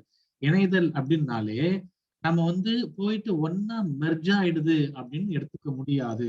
அது வந்து அந்த மாதிரி எடுத்துக்கிறது தவறான அர்த்தம், அது தவறான புரிதல். எப்படி வரும், என்ன பராசர கொடுக்குறேன்னா, ஒரு தனிப்பட்ட பொருள் எந்த நிலையிலும் இன்னொரு தனிப்பட்ட பொருளா மாறாது. ஒரு ஜீவாத்மா ஒரு பரமாத்மாவா மாறவே முடியாது. ஒரு பரமாத்மா ஜீவாத்மாவும் மாற முடியாது. சோ பரமாத்மாவுடைய பகவானுடைய சக்திகள்ல தான் நம்ம இருக்குமோ தவிர பகவானே ஒரு ஜீவாத்மாவா மாறிட முடியாது. பகவான் எப்பவுமே பகவான் தான், ஜீவாத்மா எப்பவுமே ஜீவாத்மா தான். சோ அந்த இணைதல் அப்படின்னா என்னன்னா, நம்ம 2 பேரும் ஒரே நிலையில நம்ம ஒரு இடத்துல போயிட்டு அது மேற்கொண்டு என்ன பண்றோமோ அதை பண்ண போறோமோ தவிர, நான் இணையறேன் அப்படின்னா நான் போயிட்டு அந்த இடத்துல போய் கலந்து போயிடுறேன். வள்ளலார் போயிட்டு அந்த ஜோதியில கலந்துட்டார் அப்படின்றாங்க இல்லையா, அந்த மாதிரி போய் கலந்துட்டேன் அப்படின்றது கிடையாது. அங்க என்னுடைய தனித்தன்மை இழந்து, என்னுடைய இண்டிவிஜுவாலிட்டி இழந்து நாங்க போயிட்டு மெர்ஜ் ஆயிட்டேன்றது கிடையாது. அங்க நான் நானா போய் சேர போறேன், பகவான் பகவானாவே அங்க இருக்க போறேன். அதுதான் யோகா, இணைத்தல தவிர நான் பகவானா மாறுறதோ இல்ல பகவான் ஜீவாவா மாறுறதோ கிடையவே கிடையாது அப்படின்ற பராசரம். புரியுதுங்க? அப்போ மெர்ஜிங்கிறதே இங்க கிடையாது. மெர்ஜிங்கிறது வந்து நம்ம பகவானுடைய அந்த லோகத்துக்கு போயிட்டு அது பிரம்மன் நம்ம எடுத்துட்டா கூட அந்த இடத்துக்கு போயிட்டு நம்ம வந்து நம்மளுடைய மேற்கொண்ட மற்ற காரியங்களை செய்வோமோ தவிர அங்க என்னுடைய தனித்தன்மை இழந்து நான் அப்படின்ற எண்ணத்தை இழந்து அங்க நான் வந்து போக மாட்டேன், அங்க வந்து வாழ்க்கை முடியும். புரியுதா? இது ஒரு ஸ்லோகத்தை வந்து ரெஃபரன்ஸ் கொடுக்குறார். அதுக்கு அடுத்து வந்து பார்க்கும்போது சோ பிரம்மன் அப்படின்னு சொல்ற இடத்துக்கு வந்து பக்தி வந்து பொருந்துதா அப்படின்னு பார்க்கும்போது ரூப கோஸ்வாமி இந்த இதை கொடுக்குறார். மாற்றமில்லாத பக்தி எங்க கொண்டு போகுது ஒருத்தங்களை அப்படின்னா, ஒரு தூய பிரேமை நிலைக்கு கொண்டு போகுது. ஒரு தூய பிரேமை நிலைமைக்கு கொண்டு போகுது. ஒரு பக்தியில ஈடுபடும் போது கிருஷ்ண பேர்ல பிரேம நிலை தான், பிரேமை தான் அடையிறோம் தவிர, ஆனா மாறா மத்தவங்க சொல்ற மாதிரி பிரம்மனை அடையும் போது பகவானை வந்து பகவானோட போய் கலந்துறதுன்றதோ இல்ல என்னுடைய அந்த தனித்தன்மை இழந்துறதுன்றதோ அது கிடையாது. பிரம்மனை அடைதல் அப்படின்றது ஈவன் பகவானை யார் வெறுக்கிறாங்களோ அவங்க கூட அதை அடையிறாங்க. தூய அன்புக்கும் பக்திக்கும் பிரம்மத்தை உணர்றதுக்கும் வித்தியாசம் இருக்கு. பக்தியின் மூலமா இங்க கிருஷ்ணர் அப்ப என்ன சொல்ல வர்றாரு, இங்க வந்து ஜட இயக்கனுடைய முக்குணங்களை கடந்து பிரம்மன் நிலைக்கு வந்தடைவீர்கள் அப்படின்னு சொல்றது எப்படி புரிஞ்சுக்கணும்ன்றது அடுத்தது பார்க்கலாம். அதனுடைய இப்ப தூய பக்தி தொண்டுனால பிரம்மன் நிலையில அடையிறோம் அப்படின்னா அங்க என்னுடைய தனித்தன்மை இழக்கிறது கிடையாது. நான் நானாதான் இருப்பேன். நான் பகவானா ஆக முடியாது. பகவான் எப்பவுமே பகவான் தான். அதே மாதிரி இந்த பக்தியின் மூலமா அந்த பகவான் இடத்துல பிரேமை தான் வருமோ தவிர, அதுதான் அல்டிமேட்டை தவிர, அதுதான் அந்த பக்தியினுடைய இலக்குவை தவிர, பகவானை வந்து விரும்புறது தான் தவிர பிரம்மனை அடைதல்ன்றது கிடையாது. பிரம்மனை அடையணும் அப்படின்னா பகவானை நம்ம தீவிரமா வெறுத்தால் கூட போதும். பகவான் வந்து நம்மளை கொல்லக்கூடிய அளவுக்கு நம்ம பகவானை வெறுத்தமானா கூட நம்ம அந்த பிரம்மன் அடையலாம். அப்ப பிரம்மன்றது வந்து ஒரு பெரிய இது இல்லை. அதை தாண்டி பகவானை விரும்பக்கூடிய ஒரு இடம் இருக்கு. அதே மாதிரி வந்து பிரம்மாண்ட புராணத்துல சொல்றாங்க, சிதலோகம் அப்படின்னு சொல்லக்கூடியது இந்த ஜட இருளுக்கு அப்பால இருக்கு. ஒரு வெற்றி பெற்ற யோகிகள், ஒரு யோகத்துல வந்து வெற்றி பெற்றவர்கள் வந்து அங்க போக முடியும், அங்க வாழ முடியும். சோ பகவானால கொல்லப்படக்கூடிய, அதாவது இந்த மாதிரி வெற்றி பெற்ற யோகிகள் அந்த பிரம்மன் அந்த சித்தலோகத்துல போய் இருக்கிறாங்க. அவங்க மட்டும் இல்லாம அவங்க எப்படி இருக்காங்கன்னா பகவானுடைய அந்த ஆனந்தத்துல இருக்காங்க, பகவானை பத்தி அந்த ஆனந்தத்துல. அது மட்டும் இல்லாம பகவான் ஹரியினால கொல்லப்படக்கூடிய அசுரர்களும் அதே உலகத்துக்கு போறாங்க. அப்ப சித்தலோகம் வந்து உயர்ந்த லோகமா இருந்தா, அதுதான் உயர்ந்ததா இருந்தா, தன்னையே வணங்கக்கூடிய ஒருத்தரையும் தன்னை எதிர்க்கக்கூடிய ஒருத்தருக்கும் ஒரே இலக்கு கொடுக்க முடியாது. அதுக்காக பகவான் பாரபட்சம் பாக்குறாரா அப்படின்னா ஒரு விதத்துல இல்லைன்னு சொல்லலாம், ஒரு விதத்துல பண்றாருன்னு சொல்லலாம். அதுதான் அச்சிந்திய பேத தத்துவம். எப்படி பாக்குறது கிடையாது? ஏன்னா அந்த அசுரர்களையும் அவங்கள வதம் பண்றது மூலமா அவங்களுக்கு ஒரு நல்ல கதியை கொடுக்குறாரு. அவங்களை விரோதியாவே பார்க்கல. பகவான் வந்து அவங்களை விரோதியாவே பார்க்கல. விரோதியா பார்த்திருந்தானே நீ இங்கேயே சுத்திட்டு அப்படின்னு சொல்லிடலாம். அவர் வந்து கொல்லும் போது அவங்களுக்கு அந்த முக்தியை கொடுக்குறாரு. அதனால பாரபட்சம் பார்க்கறது கிடையாது. அவங்களுக்கு உயர்ந்த நன்மை எதுவோ அதை கொடுத்துறாரு. பாரபட்சம் பார்க்கிறார் அப்படின்னா எப்படி பண்ண முடியும்? ஆனா தன்னையே வணங்கக்கூடிய பக்தர்களிடத்துல அவர் வந்து பிரேமையை கொடுக்கிறார். அப்போ இதுக்கு அடுத்து என்ன ஆகுது அப்படின்னா, இந்த 14வது புள்ளி 26வது ஸ்லோகத்தினுடைய பொருளுரைக்க போய் பார்க்கலாம். இங்க பிரபுபாதர் என்ன கொடுக்கிறார்ன்றது பார்க்கலாம்.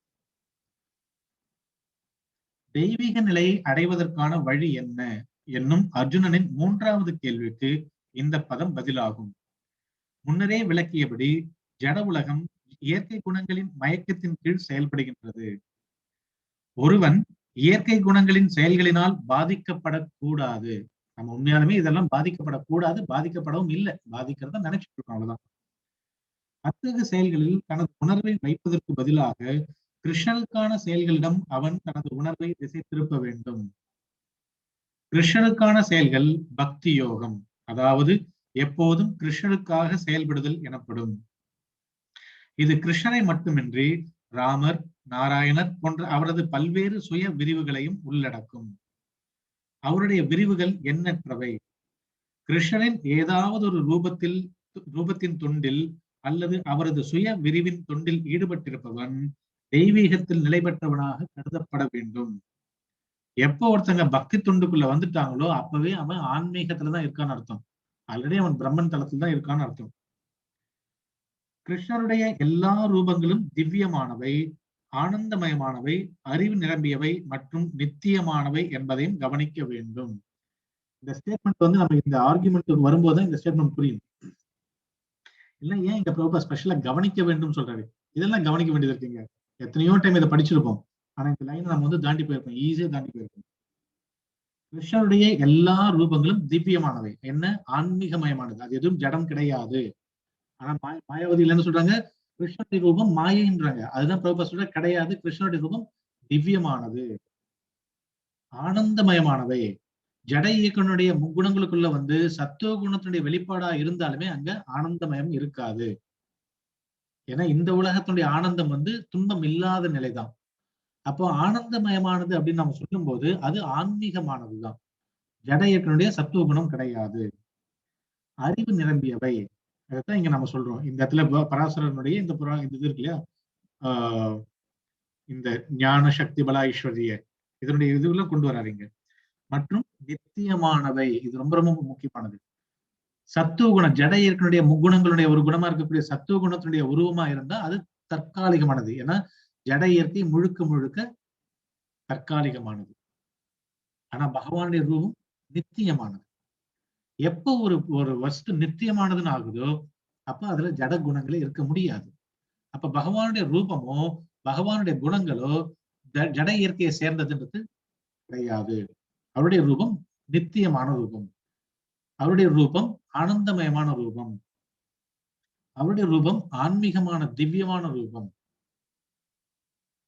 சோ இதுதான் வந்து பகவானுடைய ரூபத்தினுடைய தன்மை. அதுக்கடுத்து கொடுக்கிறார், அவர்கள் அனைவரும், அந்த எல்லா ரூபங்களும், அவர்கள் அனைவரும் சர்வ சக்திகளுடன் எல்லாவற்றையும் அறிந்தவர்களாக. இதுதான் பாகவதத்தினுடைய ஃபர்ஸ்ட் ஸ்லோகமே, எல்லாவற்றையும் அறிந்தவர்களாக. ஓகே, எல்லா திவ்யமான குணங்களையும் தாங்கியவர்களாக உள்ளனர். சோ பகவானுடைய எல்லா ரூபங்களும், அவர் எத்தனை ரூபங்களா விரிவடைந்தாலும், அவர் எத்தனை ரூபங்கள்ல இருந்து ரூபங்களா விரிவடைந்தாலும், விரிவங்கத்துடைய விரிவங்கம் சொல்லி போனாலும் அந்த எல்லா ரூபங்களும் திவ்யமானவையை தவிர அந்த ரூபங்கள் ஜட குணங்களோட சம்பந்தப்பட்டது கிடையாது. இதுதான் ஆன்மீகத்தினுடைய அடிப்படையான விஷயமே, பகவானை பத்தி அடிப்படையான விஷயமே. அதான் பிரபுபாதர் இங்க கொடுக்குறாரு. ஆக்சுவலி டிரான்ஸ்லேஷன் மட்டும் பார்த்தாக்க இதனுடைய அர்த்தம் வராது. இது வந்து இந்த பொருளுரையை படிக்கும் போதும் ஒவ்வொரு வரியை பார்க்கும் போதுதான் பிரபுபாதனுடைய விளக்க உரை புரிய வரும். அதன் மூலமா அவர் பூர்வாச்சாரியனுடைய விளக்கங்களை எங்கிருந்து கொண்டு வராருன்னு தெரிய வரும். சோ இந்த மாதிரி திவ்யமானவை அப்படின்றதுனால அவர்கள் அனைவரும் சர்வ சக்திகளுடனும் எல்லாவற்றையும் அறிந்தவர்களாக எல்லா திவ்ய குணங்களையும் தாங்கியவர்களாக உள்ளனர். ஸ்டெப் பை ஸ்டெப்பா கொண்டு வர இப்ப பகவானுடைய ரூபங்கள் திவ்யமானவை. பகவானுடைய ரூபம் மட்டும் கிடையாது, பகவானுடைய விரிவங்கங்கள், எக்ஸ்பான்ஷன் ஆஃப் தி எக்ஸ்பான்ஷன் எல்லாமே திவ்யமானவை, ஆனந்தமயமானவை, நித்தியமான ரூபங்கள். ஃபர்ஸ்ட் அங்க வந்து நிக்கணும். நித்தியமானதுன்னு புரிஞ்சதுக்கு அப்புறமா, எட்டர்னல் புரிஞ்சதுக்கு அப்புறமா அவர்கள் அனைவரும் சர்வ சக்திகளுடன், எல்லா சக்தியும் அவங்க கிட்ட இருக்க எல்லா விஷ்ணு தத்துவங்களும் சர்வ சக்திமான் தான், யாருமே கம்மின்றது கிடையாது. எல்லாவற்றையும் அறிந்தவர்களாக அவங்க எல்லாமே தெரியுது அவங்களுக்கு. அபிக்ஞ ஸ்வராட் அபிக்ஞ எல்லாமே அவங்களுக்கு தெரியுது. எதுவுமே அவங்களுக்கு தெரியாதது கிடையாது. எல்லாவற்றையும் அறிந்தவர்களாக. அது மட்டும் இல்லாம இப்ப நம்ம பார்க்கக்கூடிய இந்த பிரபுபதி இங்கதான் டிஃபரன்ஷியேட் பண்றாரு. அவன் பிரம்மன் நிலைக்கு வந்தடைகின்றான் அப்படின்றத, பிரம்மன் அப்படின்போது குணங்கள் அற்ற அப்படின்றது நமக்கு அங்க போயிடக்கூடாதுன்றதுதான் இங்க கொடுக்குற பிரபுபாத். எல்லா திவ்யமான குணங்களையும் தாங்கியவர்களாக உள்ளனர். பகவானுடைய ரூபம் நித்தியமானது, எல்லையற்ற குணங்களை கொண்டது. அது மட்டும் இல்லாம எப்பவுமே அந்த குணங்கள் எல்லாமே திவ்யமானது, ஆன்மீகமான குணங்களை தாங்கியவர்களாக உள்ளனர். எனவே கிருஷ்ணரது தொண்டில் அல்லது அவரது சுய விரிவுகளின் தொண்டில் தவறாத உறுதியுடன் ஒருவன் தன்னை ஈடுபடுத்தினால், எப்ப ஒருத்தர் அகைத்துக்கி அப்பிரதீகத்தை எதையும் எதிர்பார்க்காம இடையராது நம்ம பக்தி செலுத்தும் போது அப்ப என்ன ஆகுது? ஜட இயற்கையின் குணங்களை வெற்றி கொள்வது மிகவும் கடினமானது என்ற போதிலும் அவன் எளிதாக இவற்றை கடக்க முடியும். ரொம்ப எளிமையா இதை கடக்க முடியும்ன்ற பிரபுபாத். எப்போ பகவானுடைய நித்தியமான ரூபங்கள் அது மங்களகரமான குணங்களை கொண்டிருக்கு, திவ்யமான குணங்களை கொண்டிருக்கின்றதை புரிஞ்சு அவருடைய தொண்டுல ஈடுபடும் போது அப்போ அவங்க இந்த ஜட இயக்கின்ற குணங்களை ஈஸியா வெளியில வரும், அதுல இருந்து வெளியில வர முடியும்ன்ற. இது 7ஆம் அத்தியாயத்தில் ஏற்கனவே விளக்கப்பட்டது. எந்த இடத்துல கொடுத்திருக்காருன்னா 7.29 வருது. முதுமையிலிருந்தும் மரணத்திலிருந்தும் விடுபட முயலும் அறிவுடையோர் பக்தி தொண்டின் மூலம் என்னிடம் அடைக்கலம் புகுகின்றனர். திவ்யமான செயல்களை பற்றிய அனைத்தையும் அறிவதால் அவர்கள் உண்மையில் பிரம்மனே. சோ யாராவது ஒருத்தங்க முதுமை, அதாவது இந்த விடுதலை அடையணும்னா கூட அவங்க பக்தி தொண்டின் மூலம் பகவானை அடைக்கலம் அடையணும். சரிங்களா? சோ அப்போ பகவானை அடைக்கலம் அடையும் போது இந்த குணங்கள் இருந்து வெளியில போறது அவ்வளவு கஷ்டம் கிடையாது. கிருஷ்ண உணர்வில் இருத்தல் அப்படின்னா, அல்லது பக்தி தொண்டில் இருத்தல் என்றால் கிருஷ்ணனுடன் சமநிலையை அடைதல் என்று பொருள். கிருஷ்ணனுடைய சமநிலையை அடையணும். ஓகேங்களா? அடையணும்னா அந்த அந்த குணங்கள் ஆன்மீக நிலைக்கு நம்ம போறோம். அறிவுடனும் ஆனந்தத்துடனும் நித்தியமாக இருப்பதே எனது இயற்கை. தங்கத் துகள்கள் தங்கச் சுரங்கத்தின் அம்சங்கள் என்பது போல ஆத்மாக்கள் என்னுடைய அம்சங்கள் என்று பகவான் கூறுகிறார். அப்போ அவருடைய நிலை அப்படின்னா என்னன்னா, அந்த சச்சிதானந்த நிலையை அடைகிறது. எனவே ஜீவாத்மா தனது ஆன்மீக நிலையில் தங்கத்தை போன்றது, அதாவது கிருஷ்ணரை போன்ற தன்மையை உடையது. இருப்பினும் தனித்தன்மையில் உள்ள வேறுபாடு தொடர்கின்றது. இதுதான் பிரபுபாத் இங்க கொடுக்குற கன்க்ளூஷன் கொண்டு வர. நம்ம போறோம், அந்த சமநிலை அடையிறோம். பராசர முனி கூட சொல்லியிருக்கார், ஒரு ஜீவாத்மா பரமாத்மாவா மாறுறதோ, பரமாத்மா ஜீவாத்மாவா மாறுறதோ ஒண்ணு அதனுடைய இயற்கையை பார்த்து இன்னொன்னா மாறுறது கிடையாது. இணைதல் அப்படின்னா நம்ம எப்பவுமே நம்மளுடைய உண்மையான அந்த நிலையில போய் சேர்றோம் தவிர, ஆனா அந்த வித்தியாசம் இருக்கு. அது போல இங்க கொடுக்குற பிரபுபாத். எனவே ஜீவாத்மா தனது ஆன்மீக நிலையில் தங்கத்தை போன்றது, அதாவது கிருஷ்ணரை போன்ற தன்மை உடையது. இருப்பினும் தனித்தன்மையில் உள்ள வேறுபாடு தொடர்கின்றது. இல்லாவிடில் பக்தியோகம் என்ற கேள்விக்கே இடமில்லை. பக்தியோகம் என்பது 3 பேரை கொண்டது. ஒண்ணு பகவான், இன்னொன்னு பக்தி செய்யக்கூடிய நம்ம, மூன்றாவது பக்தி. பக்தி யோகம் என்பது இறைவன், பக்தன் இவர்களுக்கு இடையிலான அன்பு பரிமாற்றம் ஆகிய 3ஐயும் உள்ளடக்கியது. பக்தி செய்யும் போதே அங்க அன்பு வந்துருது, லவ் வந்துருது. அதனால அது தனியா பிரிக்கல பிரபுபாத். எனவே பரமபுருஷ பகவான், ஜீவாத்மா ஆகிய இருவரிடமும் தனித்தன்மை உள்ளது. இல்லாவிடில் பக்தியோகம் என்பதற்கு பொருள் ஒன்றுமில்லை. இறைவனுக்கு சமமான திவ்யமான தளத்தில் ஒருவன் நிலை பெறவில்லை என்றால் அவன் பரமபுருஷனுக்கு தொண்டாற்ற முடியாது. அதுதான் ஒரு உதாரணம் கொடுக்கிறார். மன்னனின் தனிப்பட்ட உதவியாளனாக வேண்டுமெனில் அதற்கேற்ற தகுதிகளை பெற்றிருக்க வேண்டும். இப்ப நம்ம சமீபத்தில் நம்மளுடைய தமிழ்நாட்டோட ஆட்சி மாற்றம் நடந்தது. சிஎம்முக்கு செக்ரட்டரி எல்லாம் கொண்டு வராங்க. தெருல போய் எனக்கு கட்சிக்காரனை கூப்பிட்டு நீ இனிமே எனக்கு செக்ரட்டரி எல்லாம் சொல்லல. யார செக்ரட்டரியா போட்டிருக்காங்க? உதவியாளரா, காரியதர்சியா தெரியுங்களா?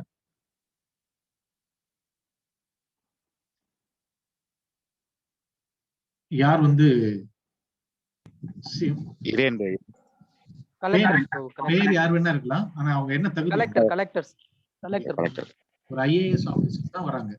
சோ ஒரு செக்ரட்டரியா இருக்கிறதுக்கே கூட சிஎம் உடைய செக்ரட்டரியா இருக்கிறதுக்கு ஐஏஎஸ் படிச்சிருக்க வேண்டிய தேவை ஏற்படுது. அப்போ அதுதான் இங்க சொல்ற பிரபர், மன்னனின் தனிப்பட்ட உதவியாளனாக வேண்டுமெனில் அதற்கேற்ற தகுதிகளை பெற்றிருக்க வேண்டும். என்ன தகுதி? இந்த ஜட இயற்கையினுடைய குணங்களை நம்ம வெளியில போயிடணும், அதுதான் தகுதி.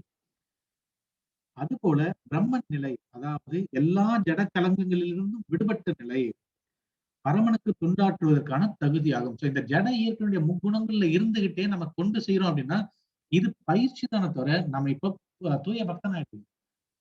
சில விஷயங்கள் நிறைய புரிய வருது, புரிய வரல, இதெல்லாம் இந்த ஜட இயற்கையுடைய குணங்களால் ஏற்படும் போது அது ஒரு பெரிய ஒரு குணங்கள் கிடையாது, அது ஒரு தகுதி கிடையாது. இப்போ இந்த முக்குணங்களுக்குள்ள இருந்து நம்ம பண்ணும்போது நம்ம பயிற்சி செய்யணும். இந்த பயிற்சியை நம்மளை பண்படுத்தி திரும்ப பகவானிடத்தை கொண்டு போயிட்டு அங்கேயும் இதே தான் தொடரும். அதனால பயிற்சியும் இதுதான், செயலும் இதுதான். இதுதான் இந்த பக்தி யோகத்துடைய ஒரு பெரிய வரப்பிரசாதம். இப்ப தியான யோகத்தை எடுத்துக்கிட்டோம்னா பயிற்சி தியான யோகம், ஆனா அங்க போய் செய்யக்கூடிய செயல் பக்தி யோகம். மற்ற எல்லா யோக முறைகளும் இங்க வேற ஒரு பயிற்சி கொடுது, அங்க போனதுக்கு அப்புறம் வேற ஒரு செயல். ஆனா இந்த பக்தி யோகத்தை பொறுத்த வரைக்கும் இங்க நம்மள இப்ப நம்ம முக்குணங்கள்ல இருக்கிறோம். இப்பதான் ஃபர்ஸ்ட் ஒரு பக்தர் என்ன கூப்பிடுறாரு, நீங்க ஏன் கோயிலுக்கு வரக்கூடாதுனாங்க. நான் அப்படி வரேன், ஓகே கோயிலுக்குள்ள வரேன். உள்ள வந்த உடனே நான் திவ்யமானவனா மாறிட மாட்டேன். எனக்கு அதே முக்குணங்களுடைய பாதிப்புகள் இருக்கதான் செய்யும். ஆனா பக்தி கொண்டு நான் செய்யும் போது, பகவானுக்கு ஏதோ ஒரு கைங்கரியத்தை செய்யும் போது அது என்னை பண்படுத்தி, அது என்னுடைய இந்த ஜட முக்குணங்கள்ல இருந்து எனக்கு விடுதலை கொடுக்க வச்சு, அதுக்கப்புறம் நான் பகவான் இடத்துல போகும்போதும் அதே மாதிரியான சேவைதான், அதே சேவைதான் நமக்கு தொடர்ந்து வாய்ப்பு. சேவை எப்பவுமே சேவையா தான் நம்ம பண்ணிட்டு போறோமே தவிர நான் பகவானா மாறிடுவேன், இல்ல அங்க போய் வேற ஒண்ணு எடுத்துப்பேன் அப்படின்றது கிடையாது. சேவைதான் எப்பவுமே போயிட்டு இருக்கும். சோ வேத இலக்கியத்தில் பிரம்மைவ சன் பிரம்மா பிரம்மா பீதி என்று கூறப்பட்டுள்ளது. பிரம்மனாக ஆவதன் மூலம் பரபிரம்மனை அடைய முடியும். சோ இங்க பகவான் பரபிரம்மனா கொண்டு வரா பிரபுபாத். அவருடைய ரூபத்தை கொண்டு வரார், அவருடைய குணங்களை கொண்டு வரார், அது எல்லாமே திவ்யமானதுன்னு சொல்றார். அவருடைய எல்லா எல்லா அவதாரங்களும் அதே மாதிரியான திவ்யமானவென்ற அந்த திவ்யமான அந்த அவதாரங்களுக்கு யார்கிட்டயும் ஒருத்தங்களுக்கு நான் சேவை செய்யும் போது நானும் ஆன்மீக தலத்துக்கு போறேன்ற அந்த ஆன்மீக தலத்துக்கு போகும்போது நான் பகவானோட போய் கலந்து போயிடல, பகவானுடைய நிலை அதே மாதிரியான தன்மையை அடையணுன்ற. அதுக்கப்புறமா பகவான் பரபிரம்மன், நான் பிரம்மன். சோ பிரம்மன் நிலைக்கு நான் போகும்போது நான் பிரம்மன் உணரும் போது பகவான் பரபிரம்மமா இருக்காரு. இந்த கடைசி இந்த 3 லைன் ரொம்ப முக்கியமானது. தன்மையில் ஒருவன் பிரம்மனுடன் ஒன்றாக வேண்டும் என்பதே இதன் பொருள். தன்மையில் ஒருவன் பிரம்மனாக வேண்டும், அவ்வளவுதானே தவிர அந்த அளவுல எல்லாம் மாறிட முடியாது. பிரம்மனாக ஆவதன் மூலம் ஒருவன் ஜீவாத்மா என்னும் தனது நித்தியமான பிரம்ம அடையாளத்தினை இழப்பதில்லை. சோ பிரம்மன் அப்படின்னு நம்ம போகும்போது பிரம்மனாக ஆவதன் மூலம் ஒருவன் ஜீவாத்மா என்னும் தனது நித்தியமான பிரம்ம அடையாளத்தை, ஒவ்வொரு வார்த்தையுமே இங்க எவ்வளவு கொடுக்க, பிரம்ம அடையாளம், பிரம்மன் ஆயிட்டீங்க, ஆனா அதுக்காக தனித்தன்மை இழந்துடல. ஏன்னா இந்த ஸ்லோகத்துல என்ன கொடுத்திருக்கு, எனது பூரண பக்தி தொண்டில் ஈடுபடுபவன் ஜட இயற்கையின் குணங்களை உடனடியாக கடந்து பிரம்மன் நிலைக்கு வந்தடைகின்றான். அப்படின்னும் போது பிரம்மன் நிலைக்கு வந்துட்டா குணங்களே இல்லாம போயிடுறது கிடையாது.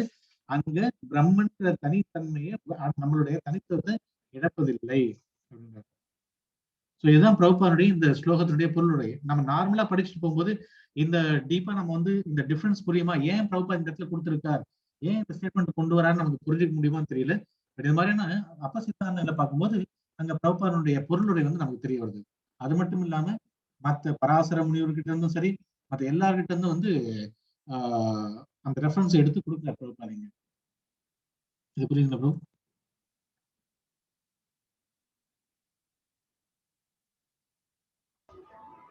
ஹரே கிருஷ்ண ப்ரோ.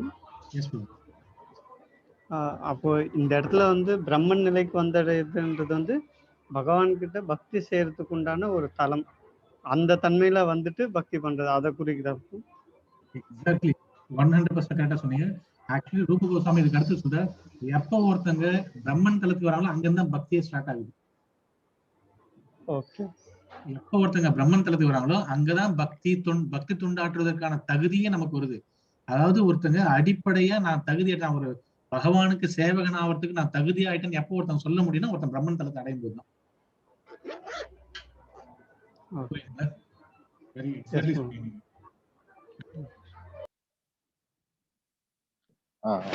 எனக்கு இன்னொரு டவுட். நீங்க கிளாஸ் சொல்லும்போது சொன்னீங்க, இப்போ வந்து பகவானால அவங்க எதிரிகள் அவங்க கொல்லப்பட்டா கூட அவங்க வந்து பரம நிலை அடையலாம்னு சொல்றீங்க. எஸ் ப்ரோ, ரைட்னா? Yes bro, yes bro. இப்போ அந்த எதிரியா நினைச்சுதானே இப்போ அவங்க இது பண்றாங்க. எஸ் இப்போ அப்போ வந்து அந்த யோகிகள் முனிவர்லாம் அவங்க வந்து அந்த பிரம்ம நிலை அடையும் போது அவங்க அவ்வளவு பிராக்டிஸ் பண்றதோட பேசாம பகவான் எதிர்த்தாலே உடனே போயிடலாம் இல்லையா? பகவான் கொல்லப்பட்டாங்கன்னா அந்த மாதிரி பகவான் எல்லாரையும் கொண்டுடுவாரா? எப்படி இப்போ எல்லாத்துலயுமே ஒரு ஷார்ட்கட் தேவைப்படுது. ஈஸியா முடிச்சிடலாமே. ஏன்னா நாத்திகத்தன்மை கடவுளை மறுக்கிறதுனா அது ரொம்ப ஈஸி இல்ல. ஆனா அதான் அதுதான் அங்கதான் கிருஷ்ணர் ட்விஸ்ட் வைக்கிறார். நம்மளே எவ்வளவு புத்திசாலியா இருந்தா அவர் ஹோல்சேல் புத்திசாலி, அவரோட ட்விஸ்ட் வைப்பாரு.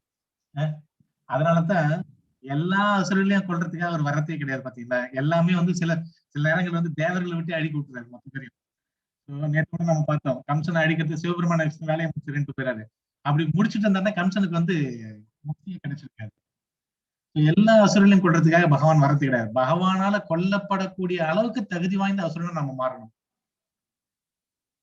புரியுதுங்களா? அப்போ அது இன்னும் டஃப். அது பேசாம சரண்டர் ஆயிடலாம். அவ்வளவு கடுமையான தவம் பண்ணான். அதாவது உயிரை கொண்டு போய் எலும்புல வச்சான். நம்ம எல்லாம் என்ன சொல்றோம், இதயத்துல வச்சிருக்கோம், நம்ம ஜீவாத்மா இதயத்துல இருக்கு அப்படின்றோம். இதயத்துல இருந்து நம்ம டிரான்ஸ்பர் பண்றோம், அப்புறம் சேர் மாத்துறாங்க அப்படின்னு நம்ம சொல்றோம். இரண்யகசிபு அவனுடைய கடுமையான தவத்தின் மூலமா அவனுடைய சதை எல்லாமே போயிட்டு அவனை சுத்தி புத்து கட்டிடுச்சு. அவனுக்கு வெறும் எலும்பு மட்டும்தான் நின்னது கடைசியில. அந்த எலும்புலதான் அவனுடைய உயிரை அவன் வச்சுட்டு இருந்து அவன் வந்து தியானம் பண்ணிட்டு இருக்கான். சோ அதெல்லாம் பெரிய டெக்னிக். நீங்க அதை அடையிறீங்கனாலே நீங்க அது பேசாம பகவான் கிட்ட சரணாகதி அடைஞ்சு நம்ம வந்து இது பண்ணலாம். அவ்வளவு வைராகியம் நமக்கு கிடையாது. ஏன்னா அது மட்டும் இல்லாம இந்திரன் வந்து சில நேரங்கள்ல ஆரம்ப கட்டத்திலேயே வந்து நம்மள வந்து டிஸ்டர்ப் பண்றதுக்கு வந்து ஊர்வசி மேனகி நிறைய நமக்கு குடும்பம் நடக்குது. ஸோ அதுவும் நடக்குது. அதனால ரொம்ப டஃப் அது. பட் அப்படி அந்த அளவுக்கு தகுதியான ஒரு அசுரனா இருந்தா கிருஷ்ணர் வந்து கொல்லும் போது அந்த சித்தலோகத்தை அடையிறாங்க. இதுல இன்னொரு சேலஞ்சும் இருக்குல்ல. இப்போ சப்போஸ் வந்து பிரம்ம நிலை அடைஞ்சாலுமே வந்து பகவான் மேல பக்தி கொண்டு அதுதான் ஸ்டார்டிங் ஸ்டேஜ். அதை தாண்டி நம்ம போனோம். அதுக்குதான் வந்து பக்தர்கள் அந்த நிலையில ஃபர்ஸ்ட் கொண்டு வந்து வைக்கிறாரு கிருஷ்ணன். பார்த்தோம், ப்ரோப்பா சொல்லியிருக்காரு. பிரம்ம நிலையில கொண்டு வந்தோடனே அங்க இருந்து பக்தி அதான் பக்தியின் முதல் தலைமை அங்கிருந்து ஆரம்பிக்குது அப்படின்ற மாதிரி. சம்டைம்ஸ் இந்த மாதிரி எதிரியாவோ இல்ல வேற ஏதோ வழியிலயோ அங்க போனா கூட அவர் மேல பக்தியோ லவ்வோ இல்லைன்னா நம்ம திருப்பி வந்து ரிட்டர்ன் வரா மாதிரி தான் இருக்கும். ரிட்டர்ன் அங்க திருப்பி பகவானை நோக்கி போற மாதிரி இருக்காதுல்ல பிரபு. தப்பித்தவர் ஏதோ யோகா சக்தியோ அது இது எது கண்டுபிடிச்சாலும் எது வழியால போனாலுமே பிரம்மஜோதி நிலைக்கு போயிட்டு அங்க இருந்து ரிவர்ஸ் வரதுக்கு வாய்ப்பு அதிகம் இருக்குமே தவிர ஏதாவது ஒரு பர்சன்டேஜ் தான் ரிட்டர்ன் ஃபார்வர்ட்ல போறதுக்கு வாய்ப்பு இருக்கு ப்ரோ. அது ஒரு சேலஞ்ச் கூட இருக்கும்ல. இந்த 2 வார்த்தைக்கும் கொஞ்சம் வித்தியாசம் இருக்கிறது நான் புரியணும். பிரம்ம ஜோதியை அடையிறதுக்கும் பிரம்மன் தலத்தை அடையிறதுக்கும் வித்தியாசம் இருக்கு. பிரம்மஜோதி அடையத்துன்றது வந்து தான் போய் அருவ பிரம்மன்ல போய் கலந்துடணும் அப்படின்னு நினைக்கக்கூடியவங்க அந்த ஜோதியில போயிட்டு கொஞ்ச நேரம் வெயிட் பண்றாங்க. ஆனா ஒட்டுமொத்தமா ஃபால் டவுன் ஆயிதான் ஆகணுன்ற ப்ரோப்பர் எல்லாருமே வீழ்ச்சி அடைந்து ஆகணுன்றாரு. ஆனா பிரம்மன் தலத்தை அடையும் போது நம்மளுடைய தனித்தன்மை இண்டிவிஜுவாலிட்டி நம்ம இழக்காததுனாலையும் நமக்கு நல்லாவே தெரியும் நம்மளுடைய சுய உணர்வுலதான் இருக்க போறோம். அப்போ நம்ம அங்கிருந்து பக்தி தொண்டு செய்யறதுக்கான வாய்ப்பை கிருஷ்ணர் கொடுக்குறாரு. ஏன்னா ஒரு ஜீவாத்மா இப்ப இந்த பிறப்பு இறப்புல சிக்கி இருக்கும் போதே ஒரு பிறப்பு இறப்புல சிக்கும் போதே வந்து இவ்வளவு வாய்ப்புகளும் இவ்வளவு ஆச்சாரியர்கள் இவ்வளவு பாஷ்யங்கள் இவ்வளவு கிரந்தங்களை கொடுக்கக்கூடிய கிருஷ்ணர் பிரம்மன் வரைக்கும் வந்துட்டு ஒருத்தன் எப்படி அவ்வளவு ஜஸ்ட் எதிர் விட்டுடுவார். ஸோ பிரம்மன் தலத்துக்கு வரும்போது அங்கிருந்து வந்து பகவானை வந்து அடையிறதுக்கான வழிகளை வந்து இப்ப கிருஷ்ணர் கொடுத்துருக்காங்க. அது இன்னும் கொஞ்சம் அந்த அட்வான்ஸ் ஸ்டேஜ் கூட சொல்லலாம். ஏன்னா அங்க வந்து நம்மளுடைய தனித்தன்மை இழக்கப்படுறது கிடையாது. பகவானுடைய உயர்ந்த நிலை தெரியும். பகவான் வந்து கல்யாண குணங்களை கொண்டிருக்கிறோம்னு தெரியும், திவ்யமான குணங்களை கொண்டிருக்கா தெரியும். அங்கிருந்து நம்ம பக்தி கொண்டு போயிடும். ஒருவேளை வேற ஏதாவது பயிற்சியின் மூலமா கூட நம்ம பிரம்மன் தலத்தை அடைந்தோமானால் கூட நம்ம வந்து அங்கிருந்து போறதுக்கான வாய்ப்புகளை கிருஷ்ணன் கொடுக்கறதான் காட்சி. அது வந்து அவ்வளவு ஈஸியா தான் விட்டுட மாட்டாரு. பிரம்ம ஜோதியில போய் கலக்கணும்னு சொல்லிட்டு போறோம் பாத்தீங்களா, என்னால இங்க முடியாது, நான் வந்து தனித்தன்மை இழந்து நான் போய் பிரம்ம ஜோதியில போய் கலக்க போறேன்ட்டு அவங்க வீழ்ச்சி அடைறாங்க.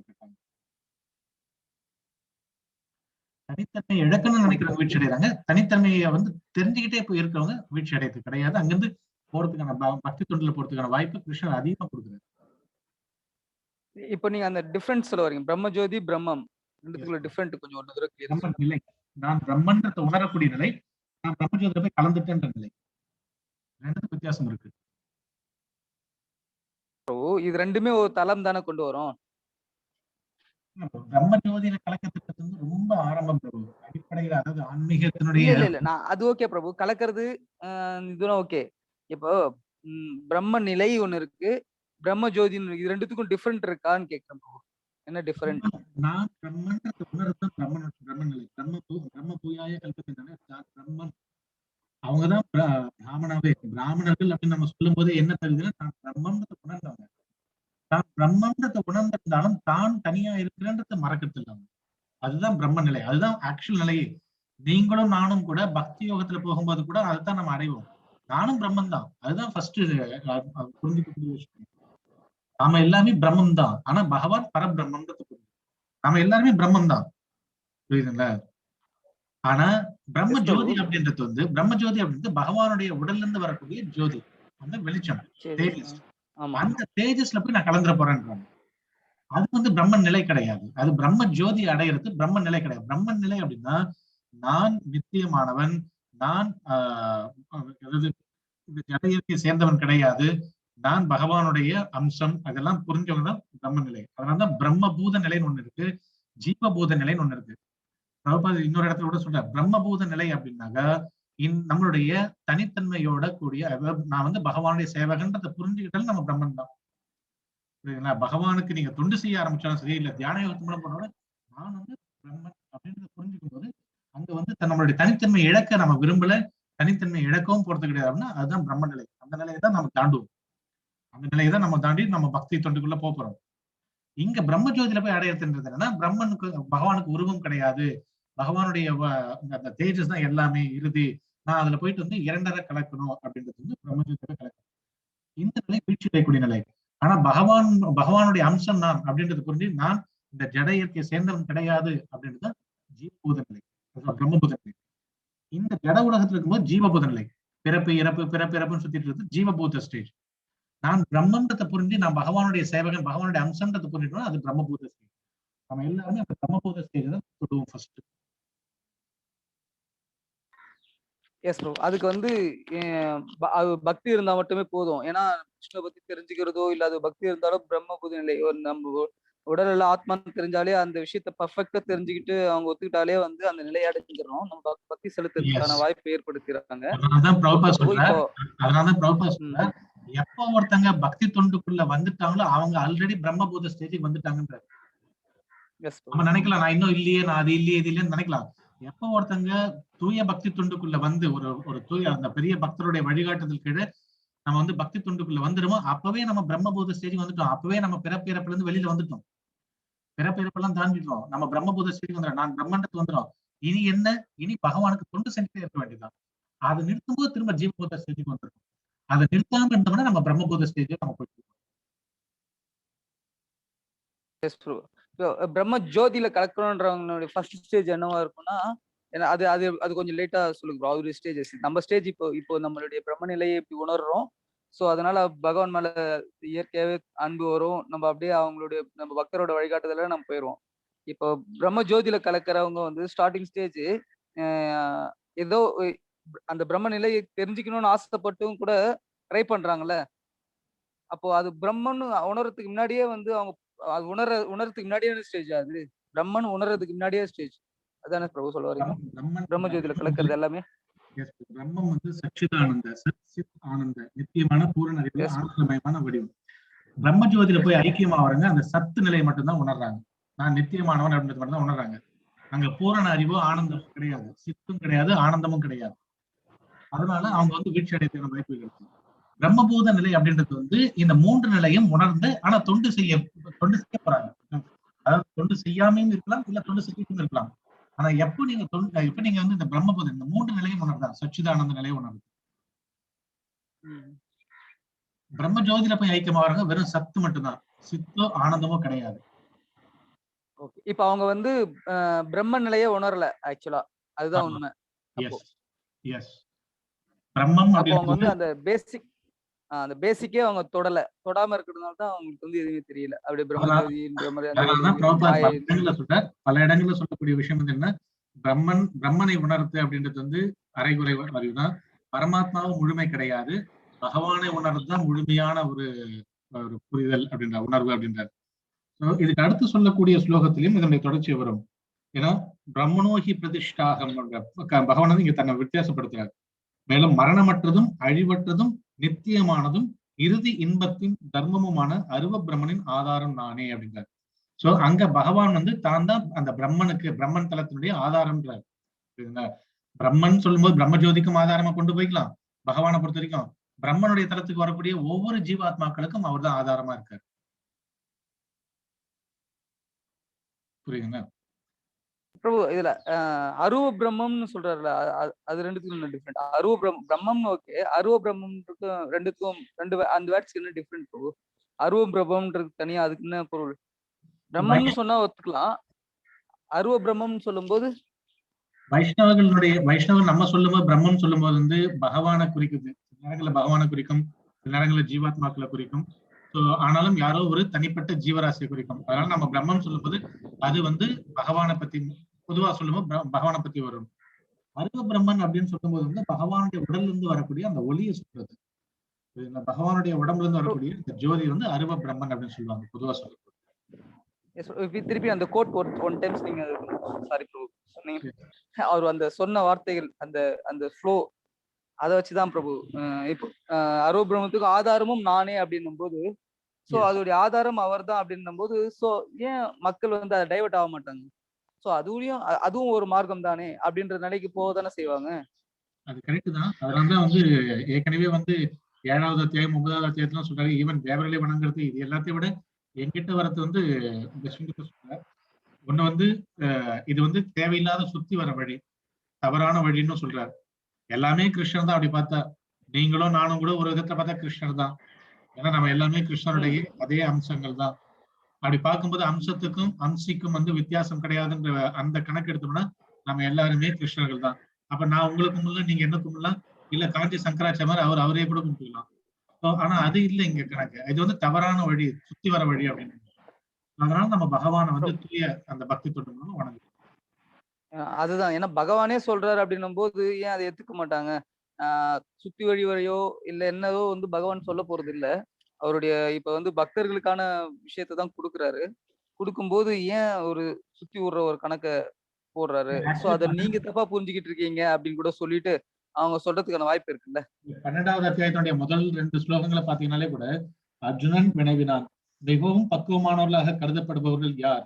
எப்போதும் உமது பக்தி தொண்டில் முறையாக ஈடுபட்டிருப்பவர்களா அல்லது தோன்றாத அருவ பிரம்மனை வழிபடுபவர்களா அப்படின்னு கேட்கும்போது அதுக்கு கிருஷ்ணன் சொல்றார், புருஷோத்தமரான முழுமுதற் கடவுள் கூறினார், எனது தனிப்பட்ட உருவின் மீது மனதை நிலைநிறுத்தி திவ்யமான நம்பிக்கையுடன் எப்போதும் எனது வழிபாட்டில் ஈடுபட்டிருப்பவர்கள் மிகவும் பக்குவமானவர்களாக என்னால் கருதப்படுகிறார்கள்.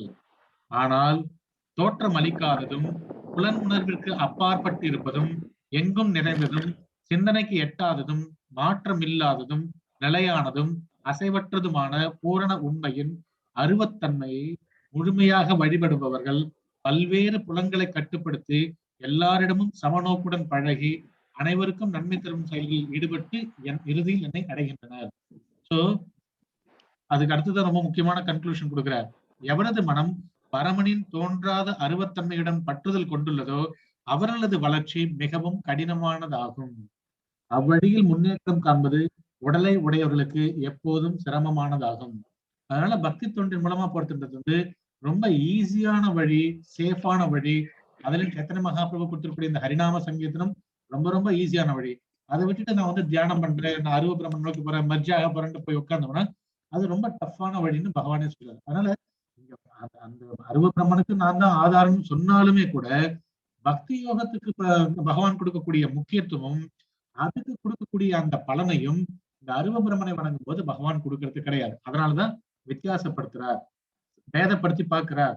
நம்ம வந்து பகவான் எல்லாரிடத்திலும் பாரபட்சம் பார்க்கறது இல்லைன்னா கூட யார் ஒருத்தங்க அருவ பிரம்மனை அடையணும்னு நினைக்கிறாங்களோ அவங்களுக்கு பிரேம பக்தியை கொடுக்கறதே கிடையாது பகவான்.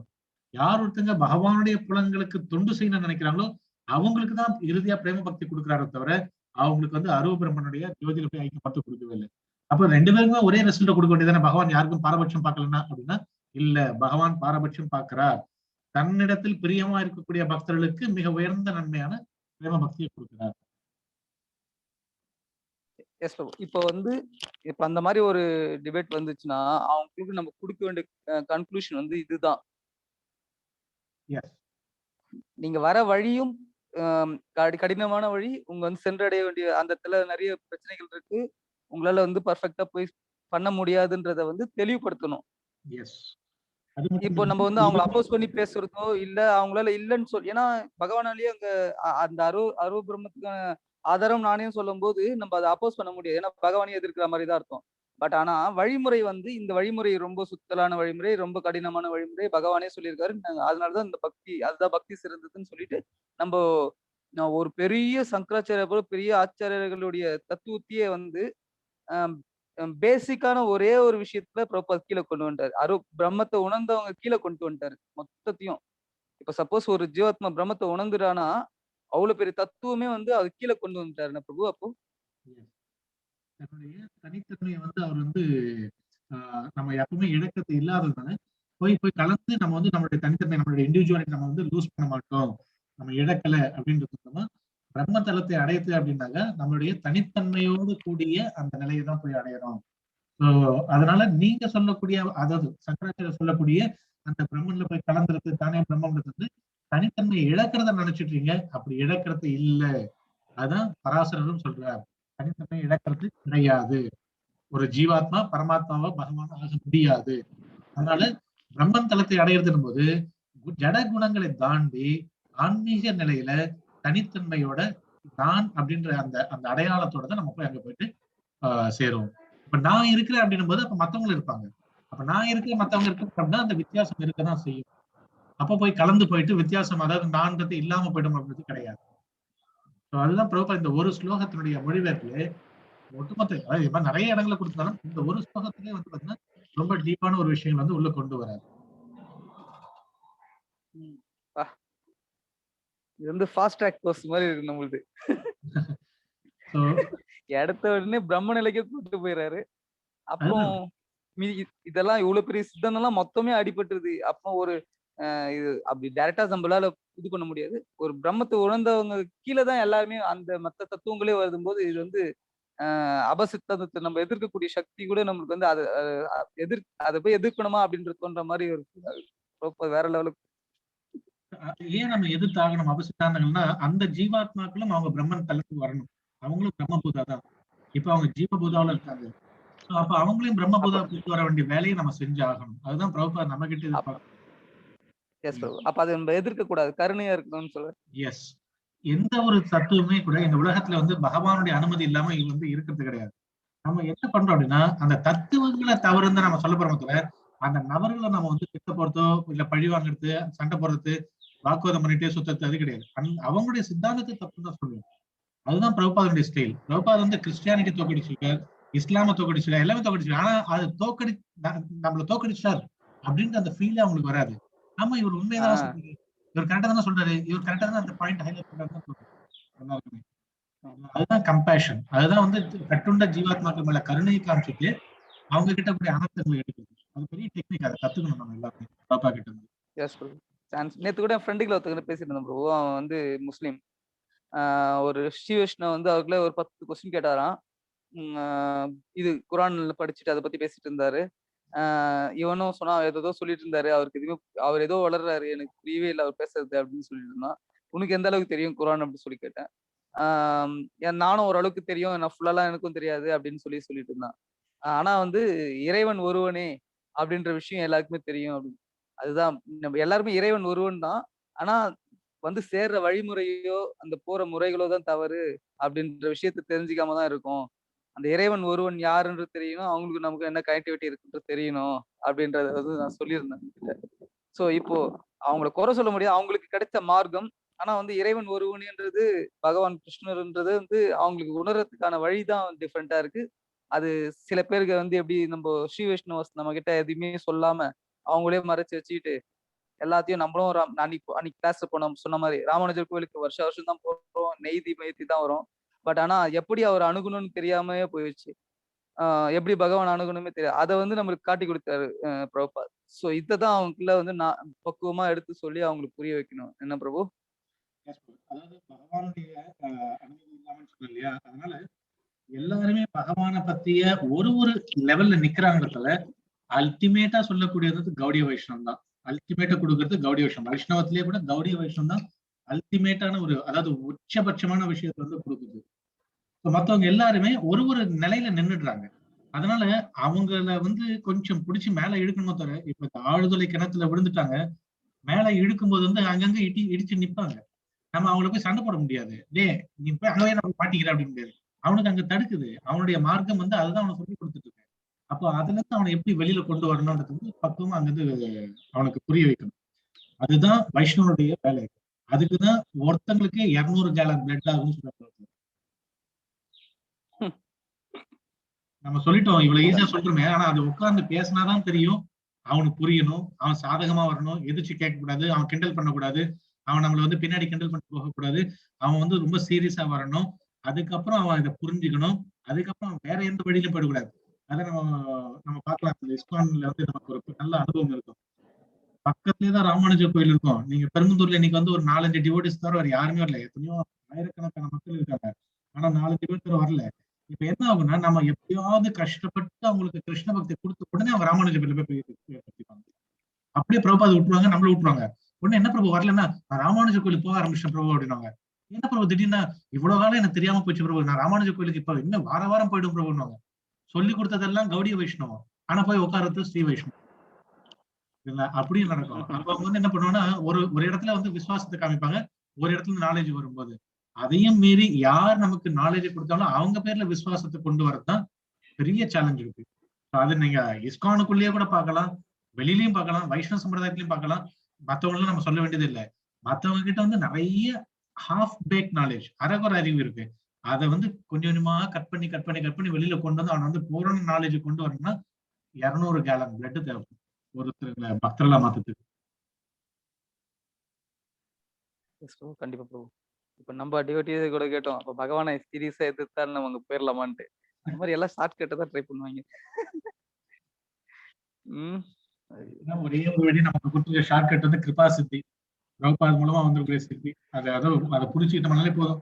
இதுக்கு மேல ஷார்ட்டா வரணும்னா நேரா கிருஷ்ணர் இறங்கினா மட்டும்தான் முடியுமே தவிர, நம்ம ஏதாவது செய்யணும் அப்படின்னா பிரபுபாத் கொடுத்தது அல்டிமேட்.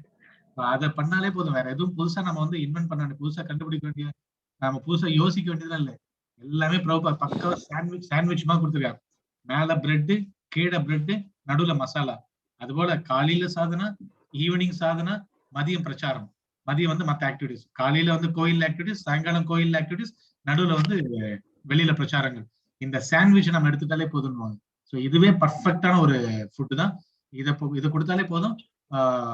அல்டிமேட் ரிசல்ட் நமக்கு கட்டாயம் கிடைக்கும். உடனடியான நிலை நம்ம எல்லாருமே பிரம்மம் அப்படின்றத உணர்ந்துடலாம். இல்லன்னா ஆத்தாவே இறங்கின மாதிரி கிருஷ்ணரே இறங்கினதா உண்டா? அப்படி இறங்கினா கூட பகவான நம்மளால சரியான பார்வையில பார்க்க முடியலன்னா நம்ம உயர்ந்த லோகத்துக்கு தான் போக தவிர பகவான் கிட்ட பக்தி வராதுட்டாங்க. நேரா வந்தா கூட நீதான் கிருஷ்ணன் நான் எப்படி நம்புறது அப்படின்னும் போது நம்ம அவரை கிருஷ்ணனை பார்த்த புண்ணியத்துக்கு உயர்ந்த லோகங்களுக்கு போலாம். மேபி சொர்க்க லோகங்களுக்கு அந்த மாதிரி லோகங்களுக்கு போலாம் தவிர பகவான் கிட்ட போகவே முடியாது. வைகுண்ட லோகத்துக்கு எல்லாம் போகவே முடியாது. எல்லா இடத்துலயும் செக் வச்சிருக்காங்க. எல்லா இடத்துலயும் செக் வச்சிருக்காங்க. ஒரே வழி சரணாகதி தான், ஒண்ணும் கிடையாது. ஆமா, அதுவும் தூய பக்தர்களோட வழிகாட்டுதல் எனக்கு இல்லைன்னா அதுவுமே நமக்கு தெரியாது. இந்த சரணாகதியும்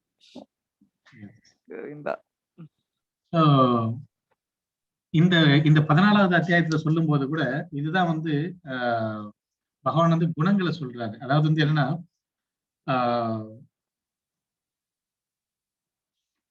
அருவ பிரம்மன் மரணமற்றது, அதாவது இம்மார்டல், மரணமற்றது, இம்பெரிஷபிள், அழிவற்றது, நித்தியமானது. இதெல்லாமே குணங்கள் தான்.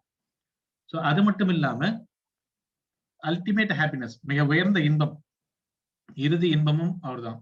புரியுதுங்களா? அந்த இன்பத்தை நம்ம அடையணும் போது நம்ம செய்யக்கூடியது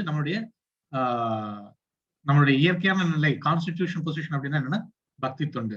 ஸோ இந்த வார்த்தைகள் எல்லாமே ஒவ்வொன்றுமே ரொம்ப ரொம்ப இம்பார்ட்டன்ட். இது எல்லாமே வைஷ்ணவ சித்தாந்தத்தை குறிப்பிடுது. குணங்கள் இல்லைன்னு சொல்லக்கூடிய பிரம்மனை குறிக்கல. இது குணங்களுடையதுதான்.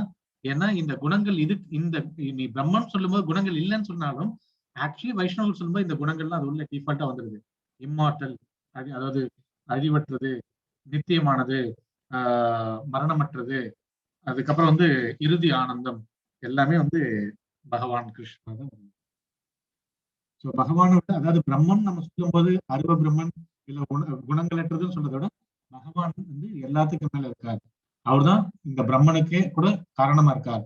அந்த பிரம்மனே கூட மாயாவாதிகள் சொல்ற மாதிரி வந்து குணங்களே இல்லாதது கிடையாது. அது நிச்சயமானது, அது வந்து அழிவற்றது, அது மாற்றம் இல்லாது. இதுதான் 12வது சாப்டர் கூட இப்ப நம்ம பார்த்தோம்.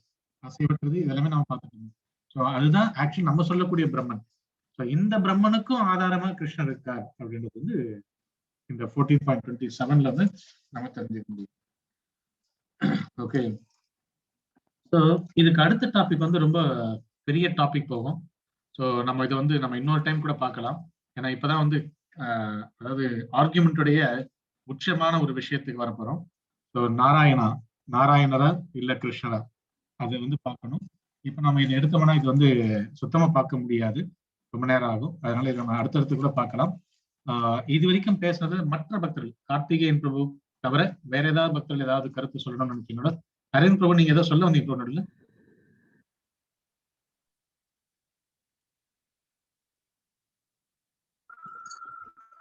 ஹரே கிருஷ்ண பிரபு. ஹரே கிருஷ்ணா பிரபு. எஸ் பிரபு. பிரபு, இப்ப நம்ம பக்தி தொண்டு பயிற்சி பண்ணும் போதே நம்ம வந்து பிரம்மன் லெவல் அப்படின்னு சொல்றோம்ல பிரபு. எஸ் பிரபு. அப்படி இருக்கும்போது வந்து நம்ம இருக்கிற தருவாயில வந்து அந்த காலை சமாமியவ அப்படின்னும் போது இப்ப நம்ம பிரம்மன் தளத்துல இருக்கும்போது நம்ம கடைசி காலகட்டத்துல வந்து அந்த பற்றுதல், இப்ப பிரம்மன் அப்படின்னும் போதே வந்து நமக்கு அந்த மறுபிறவி கிடையாது அப்படின்னும் போது, இப்ப நம்ம கடைசி காலகட்டத்துல வந்து எதனா நினைச்சிட்டோம் அப்படின்னும் போது மறுபடியும் அதோட கட் ஆயிடுச்சு. மறுபடியும்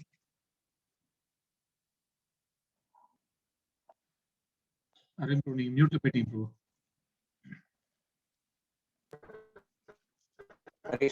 இப்ப கேக்குதா ப்ரோ? எஸ் ப்ரோ, சொல்லுங்க ப்ரோ. மறுபடியும் பிரம்மன் அப்படின்னு மறுபிறவி கிடையாது இல்ல ப்ரோ? இல்ல ப்ரோ, வாய்ஸ் பிரேக் ஆகுது ப்ரோ எனக்கு. நீங்க சொல்லுங்க. பிரம்மன்றது உணர்ந்தப்பட்டு நம்மளுக்கு எப்படி மறுபிறவி வரும், நம்ம அங்க வந்து அந்த இறக்கு தருவாயில அப்படின்னு பிரம்மன் அப்படின்னு சொல்லும் போது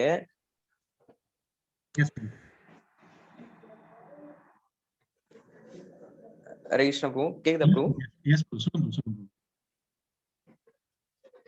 இப்போ பிரம்மன் அப்படின்ற அந்த ஸ்டேஜ்ல நம்ம இருக்கும்போதே மறுபிறவி கிடையாதுன்னும் போது, இப்ப நம்ம இறக்குற தருவாயில வந்து எதனா நினைக்கும் போது மறுபிறவி, அதாவது அது எந்த உணர்வுல விடுறோமோ மறுபடியும் அதுல இருந்து நம்ம தொடங்குறோம் அப்படின்னும் போது இதை எப்படி புரிஞ்சு? இது ரொம்ப சிம்பிள். அதாவது நீங்க பக்தி தொண்டுல, நம்ம பக்தி தொண்டுல இருக்கிறோம், பக்தி தொண்டுலயே தான் இருக்க போறோம், முழுக்க முழுக்க பக்தி தொண்டு தான் எடுத்துட்டு இருக்கோம் அப்படின்னாக்கா அதுதான் பிரம்மபூத ஸ்டேஜ். நீங்க உயிரோட இருந்தாலும் சரி, மரண தருவாயிலும் சரி, இல்ல மரணம் அடைந்தாலும் சரி, எப்படி இருந்தாலும் நம்ம வந்து பக்தி தொண்டுல தான் இருக்க போறோம். ஏன்னா அதுதான் பிரபுபாத் சொல்லுவார், கோதுமை அரைக்கக்கூடிய அந்த மிஷின் சொர்க்கத்துல இருந்தாலும் கோதுமை தான் அரைக்க போகுது, நரகத்துல இருந்தாலும் கோதுமை தான் அரைக்க போகுது. சோ அதனுடைய வேலை கோதுமை அரைக்கிறது தான். அதுபோல பக்தி தொண்டுல ஈடுபட்டு இருக்கக்கூடிய நமக்கு வந்து முழுக்க முழுக்க பக்தி தொண்டுல இருக்கும்போது நம்ம எங்க இருந்தாலும் பக்தி தொண்டு தான் செய்யறோம். அப்ப பகவானை தவிர வேற எதுவும் நமக்கு வந்து ஞாபகத்துக்கு வரப்போறது இல்லை. அதே சமயத்துல வேற ஏதாவது ஞாபகத்துக்கு வர வச்சுக்கிட்டோம்னா அப்போ ஜீவபூதா ஸ்டேஜ் தான் நம்ம திரும்ப வரும். ரெண்டு ஸ்டேஜ் இருக்கு, ஜீவபூத, பிரம்மபூத. ஜீவபூதா ஸ்டேஜ் அப்படின்றது வந்து இந்த உடல்களை மாத்திக்கிட்டே இருக்கக்கூடிய புலனின்பத்தை நோக்கிய வாழ்க்கை. பிரம்மபூத நிலை அப்படின்றது தான் பிரம்மன்றத்தை உணர்ந்து பகவானுக்கு பக்தி தொண்டு செய்யக்கூடிய நிலை. இப்ப இந்த பிரம்மபூத நிலையில இருக்கும்போது நம்ம பக்தி தொண்டு செய்ய போறோம். இப்ப நம்ம ஞாயிற்றுக்கிழமைகளை நம்ம வந்து பிரம்மபூத ஸ்டேஜ் தான் இருக்கும், முழுக்க முழுக்க தொண்டு செஞ்சுட்டே இருக்கோம்.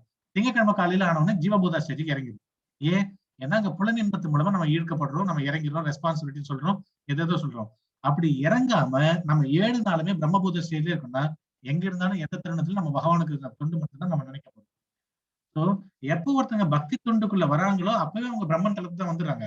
இப்ப ஞாயிற்றுக்கிழமைகள் நம்ம பக்தி தொண்டு செய்யும்போது நம்ம வந்து ஜீவபூதா ஸ்டேஜ்ல இல்ல, பிரம்மபூத ஸ்டேஜ் தான் வந்துடுறோம். ஆனா அங்கேயே நம்மளால நிக்க முடியாம இறங்குது. அதுதான் நம்மளுடைய இந்த ஆசிலேஷன், இந்த ஏற்ற இறக்கங்கள்.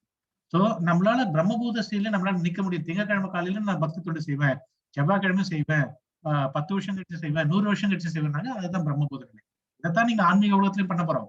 ஆன்மீக உலகத்துக்குள்ள போனதுக்கு அப்புறமாவும் இந்த பிரம்மபூத நிலை இருக்கு, ஜீவபூத நிலை அடையிறதுக்கான வாய்ப்பும் எப்பவுமே இருக்கு.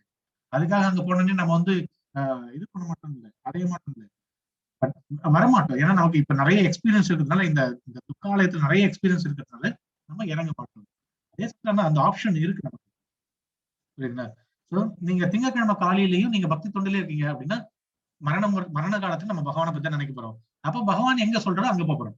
பகவானே என்னை எப்படியாவது வந்து என்ன வைகுண்டத்துக்கு கூப்பிட்டு என்ன பக்தி தொண்டில வைங்க அப்படின்னா, அது கூட தூய பக்தி கிடையாது. என்னை எப்படியாவது பிறப்பிறப்புல இருந்து வெளியில கொண்டு வந்து உங்களுடைய சேவையில வச்சுங்க அப்படின்னா, அதுவும் பக்தி தொண்டு கிடையாது. அதுவும் தூய பக்தி கிடையாது. அதுதான் நம்ம படிக்கிறோம் பிரபுபாதனுடைய பல பொருளுரைகள்ல. எதையுமே எதிர்பார்க்க கூடாது. பகவானே உன் இஷ்டம், நீ என்ன பண்ணு நிகழ பண்ணு, என்ன சேவையில வச்சுக்கோ அப்படின்றோம். அப்போ பகவானுடைய சேவையில இருக்கும்போது இந்த உலகத்துல இருந்தாலும் சரி, சொர்க்கலோகத்துல இருந்தாலும் சரி, இல்ல ஆன்மீக உலகத்துல இருந்தாலும் சரி, எந்த பாதிப்பும் கிடையாது. அங்க வந்து பகவானுடைய பக்தி தொண்டு மட்டும்தான் பிரதானம். அதுதான் பிரம்மபூத நிலை. சோ பக்தி தொண்டுக்குள்ள ஒருத்தன் வரும்போதே இந்த நிலையை தான் அடையணும். ஆனா அங்கேயே நிக்க முடியல, நம்மளால இறங்கிடும். திரும்ப ஆச்சாரியர்களுடைய நேரம் ஏறுறோம், திரும்ப இறங்கிடும். அதுக்குதான் சங்கம் ஞாயிற்றுக்கிழமையாவது வந்து சேருங்கன்றது. அப்படி சேரும்போது நம்ம வந்து பிரம்மபூத நிலைக்கு அதை அனுபவிக்க பாக்குறோம். வாய்ப்பு இருந்தா திங்கள், செவ்வாய், புதன், வியாழன், வெள்ளின்னு சொல்லி அப்படியே கண்டினியூ பண்ணிட்டே போலாம். இல்லைன்னா இறங்கிடும். புரியுதுங்களா? Yes bro, thanks bro. So ஞாயிற்றுக்கிழமைகள் எப்ப நீங்க பகவானுக்கு தண்ணி எடுத்து ஊத்துறீங்களோ, எப்ப பகவானுக்காக அடுப்பை மூட்டுறீங்களோ, எப்ப பகவானுடைய படங்களை துடைக்க ஆரம்பிக்கிறீங்களோ, அப்பவே அது பிரம்மபூத ஸ்டேஜ் தான். அதுதான் நீங்க பிரம்மபூத ஸ்டேஜுக்கு போயிட்டா கூட ஏதோ அடைஞ்சு நினைச்சாலும் அங்க போனாலும் நம்ம தண்ணி தான் ஊத்த போறோம், நம்ம வந்து அரிசி கழுவி தான் வைக்க போறோம், நம்ம பகவானுக்கு வந்து அடுப்பு மூட்டை தான் போறோம், இப்ப வெளியில போய் பிரச்சாரம் பண்ணதான் போறோம். அதுதான் பக்தி தொண்டு. இதுக்கும் அதுக்கும் வித்தியாசம் கிடையாது. இங்க நம்ம வந்து இது பண்ணிட்டு இருக்கோம், நான் வந்து இங்க வந்து அடுப்பங்கரையில வேலை செஞ்சுட்டு இருக்கேன், அங்க போனா ஜாலியா கிருஷ்ணனோட ஓடி பிடிச்சி விளையாடுவேன் அப்படின்றது மட்டும் இல்லை. எது வேணாலும் இருக்கலாம், எல்லாமே பக்தி தொண்டு தான். அதுதான் பிரம்மபூத ஸ்டேஜ். பகவானுடைய சேவையில இருக்குதான் பிரம்மபூத நிலை. அதை விட்டுட்டு நான் எனக்கு அப்படின்னு இறங்குறது ஜீவபூத நிலை. நம்மளால வந்து பிரபுபாத கொடுத்த பாதையில தூய்மையா இருக்க முடியாம புலனின்பத்தினாலையும் அந்த அந்த பலம், ஆன்மீக பலம் இல்லாதனால டக்குன்னு இறங்கிடும். திங்கட்கிழமை காலையிலே இறங்கிடும். இன்னைக்கு என்ன பண்ண நானு, இன்னைக்கு எனக்கு என்ன வேலை இருக்கு அப்படின்னு இறங்கிடும். பகவானுடைய அந்த சேவையிலே இருக்க முடியல. அதுக்கு 1000 காரணம் சொல்லுவோம். எனக்கு குடும்பம் இருக்கு, எனக்கு குழந்தைங்க இருக்காங்க, என்னை நம்பி அப்பா அம்மா இருக்காங்க, என்னை நம்பி நாடு இருக்கு, சமுதாயம் இருக்கு. இதுதான் கடைசி வரைக்கும் இருந்துட்டு இருக்கோம். இது உள்ள மாட்டிட்டு இருக்கிறது தான் ஜீவபூதா. இல்ல பகவானுடைய பக்தி தொண்டுகள் நான் போறேன் அப்படின்னா பிரம்மபூதா. புரியுது?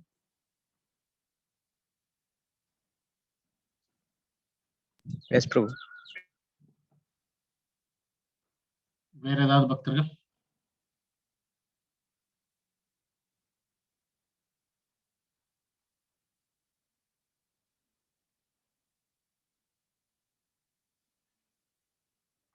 இது புரியுதுங்களா பக்தர்களுக்கு பேசுறது? இல்ல ஏதாவது டஃப்பா இருக்க மாதிரி இருக்குங்களா? இல்ல பிரபு. இப்போதான் எனக்கு இன்னும் கொஞ்சம் டீப்பா புரிஞ்சுது. நான் ஃபர்ஸ்ட் நீங்க கொஸ்டின் கேட்கும்போது நான் உங்களுக்கு கொஸ்டின் கேட்டேன். சாரி பிரபு, நானே கொஸ்டின் கேட்குற மாதிரி இருக்கு. ஏன்னா இது எனக்கு நீங்க கிளாஸ் வந்து எனக்கு கொடுக்குற மாதிரி தான் இருந்துச்சு. அதனால தான் நான் ஃபர்ஸ்ட் டைம் அதை மறந்துட்டாங்க, எல்லாம் இருக்காங்க அப்படின்றதுனால கண்டினியூஸா கொஸ்டின்ஸ் எனக்கு தேவையானது கேட்கணும்னு தோணுது கேட்டேன். இல்ல பிரபு, எனக்கும் அதுக்கு முன்னாடியே தோணுச்சு. ஏன்னா நிறைய இன்ட்ராக்ஷன் எனக்கு இருந்துச்சு. ஏன்னா எனக்கு அது புரிஞ்சுக்கணும், அது எப்படிச்சுன்னா தெரிஞ்சுக்கணும்ன்ற இதுதான் இருந்துச்சு. 1-to-1 கிளாஸ் மாதிரி இருந்துச்சு. அப்புறமா நம்ம மீட்டிங்ல இருக்கதே தோணுது. இல்ல ப்ரோ, வேற வழி இல்ல. பட் ஆனா தெரிஞ்சுக்கணும்னா வேற வழி இல்ல, கேட்டுதானே ஆகணும். இப்போ இதுக்கு முன்னாடி நம்ம பேசணும், பிரம்மபூத நிலையை அடைஞ்ச உடனே வந்து நான் திருப்பி அவங்க கீழே வந்துருவாங்க அப்படின்ற மாதிரி பேசும்போது நீங்க சொன்னீங்க, இல்ல அது விட மாட்டாரு கிருஷ்ணா, பகவான் விட மாட்டாரு. அதுல இருந்து எல்லாமே அப்கிரேட் ஆக மட்டும் தான் சான்ஸ் இருக்கு. பிரம்ம ஜோதியில தான் வழி கீழே விழுந்துரும் அப்படின்னு சொல்லியிருந்தீங்க. ஆனா இப்போ நீங்க பேசும்போது இந்த கான்வர்சேஷன்ல வந்து பிரம்மத்தை உணர்ற நிலைனா வந்து உணர்றது வேற, இப்ப நம்ம இருக்கிற நிலை வேற அப்படின்ற அதுதான் பிரபு தோணுது. பிரம்மத்தை உணர்றது ரெண்டாம் கிட்ட நிலையில இருக்கும் ப்ரோ. நம்ம ஆத்துல ஒரு கால் சேத்துல ஒரு கால். இல்ல இப்போ நம்ம செயல்படுறதே வந்து சொல்லுங்க ப்ரோ.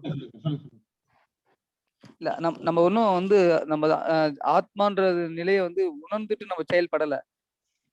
அதை முழுமையா உணர்ந்து இப்ப தூய பக்தர்கள், மகாராஜ் இந்த மாதிரி பக்தர்கள் இருக்காங்க, இவங்க எல்லாம் வந்து உணர்ந்த நிலை, அதுக்கும் இதுக்கு வேரியேஷன் இருக்கா? அந்த மாதிரி வேரியேஷன் புரிஞ்சுக்கணுமா? இல்ல நம்ம நிலையிலேயே வந்து நீங்க சொல்றது இப்போ நான் வந்து ஆத்மான்னு எனக்கு தெரிஞ்சிருச்சு தவிர நான் உணர்ந்துட்டேன்னா அதுக்கேற்ற மாதிரி தான் செயல்படுவேன். எனக்கு தெரிஞ்சுட்டு மட்டும் தான் இருக்குது. கரெக்ட்டுங்களா? அப்படிதான் நான் இப்ப சொல்ல வரேன் ப்ரோ. இப்போ நீங்க கேட்கிற கேள்வி வந்து இன்னொரு டாபிக் உள்ள போதும் ப்ரோ. ஆக்சுவலி மகாராஜங்களா கூட இருக்கட்டும், இல்ல இப்ப இங்க இருக்கக்கூடிய தூய வைஷ்ணவன் கூட இருக்கட்டும். இல்ல நீங்க எஸ் ப்ரோ. நான் என்ன பொறுத்த வரைக்கும் அவங்களாம் விட்டுருங்க ப்ரோ. இப்ப எனக்கு இருக்குன்றதுல நான் இப்ப யோசிக்கிறேன்னா, இப்போ நான் பிரம்மன் தூத நிலைய வந்து உணர்ந்துட்டேனா இல்ல தெரிஞ்சுக்கிட்டேனா? நீங்க நீங்க நான்லாம் தெரிஞ்சுக்கிட்டோம். புரியுதுங்களா? எல்லா எஸ் வைஷ்ணவனும் தெரிஞ்சுக்கிட்டாங்க. எப்ப கிருஷ்ண எஸ் சாங்ஷன் பண்றாரோ அப்பதான் புரிஞ்சுக்கிட்டோம். எஸ் புரியுதுங்களா? ப்ரோ. எஸ் இதுதான் இப்ப நம்ம பிரபு. எல்லாமே தெரிஞ்சுக்கிட்டோம். இந்த தெரிஞ்சுக்கிறதே நமக்கு ஒரு பெரிய பெனிஃபிட் என்னன்னா, ஒரு பெரிய பயத்துல இருந்து நம்மள வந்து வெளியில கொண்டு வந்தது. அப்பாடா நான் வந்து நித்தியமானவன், நான் வந்து அசத் கிடையாது, நான் வந்து தற்காலிகமானவன் கிடையாது சொல்லி ஒரு பெரிய பயத்துல நம்மள வெளியில கொண்டு வருதுன்றார் கிருஷ்ணன்.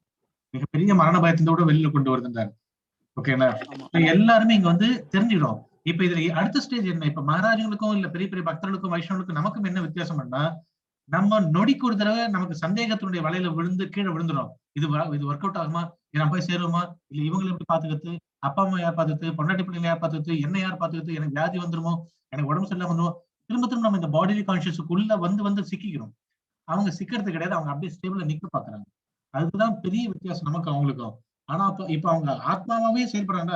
அவங்க தன் ஆத்மாவும் வெளியில வந்து உடலுக்குள்ள தான் உடலுக்குள்ள இருக்கும் அப்படின்ற உண்மையை புரிஞ்சுக்கிட்டாங்களா அப்படின்னா, அது பகவானுடைய அனுமதி இருக்கும்போது மட்டும்தான். பகவான் யாருக்கு திறந்து விடுறாரோ அவங்களால மட்டும்தான் முடியும். இப்ப பொதுவா பாத்தீங்கன்னா வந்து ஒரு தூய வைஷ்ணவர்கள் ஒரு ஒரு அறியாமைக்குள்ள சிக்கிறதே கிடையாது. அதாவது ஒரு தன்னை உணர்ந்த ஞானிகள், தன்னை உணர்ந்த பக்தர்கள் ஒரு ஒரு ஒரு அறியாமையான ஒரு தூக்கத்துல கூட அவங்க தூங்கவே மாட்டாங்க. அவங்களுக்கு தூக்கமே கிடையாது.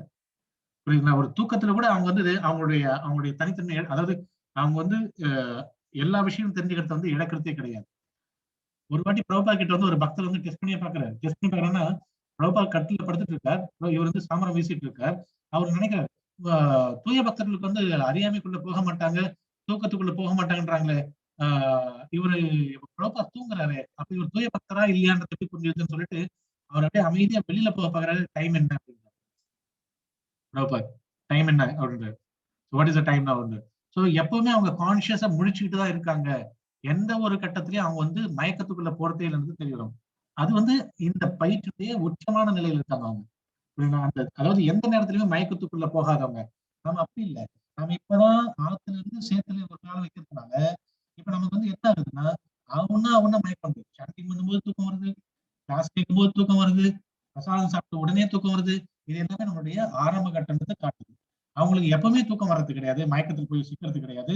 நம்ம எப்பயுமே மயக்கத்துக்குள்ளே தான் விழுந்துட்டு இருக்கோம். ரெண்டு பேருமே பக்தி தொண்டனுடைய பயிற்சியில நம்ம ஆரம்ப ஸ்டேஜ்லக்கும் அவங்க வந்து நல்ல அட்வான்ஸ் ஸ்டேஜ்ல நிக்கிறாங்க.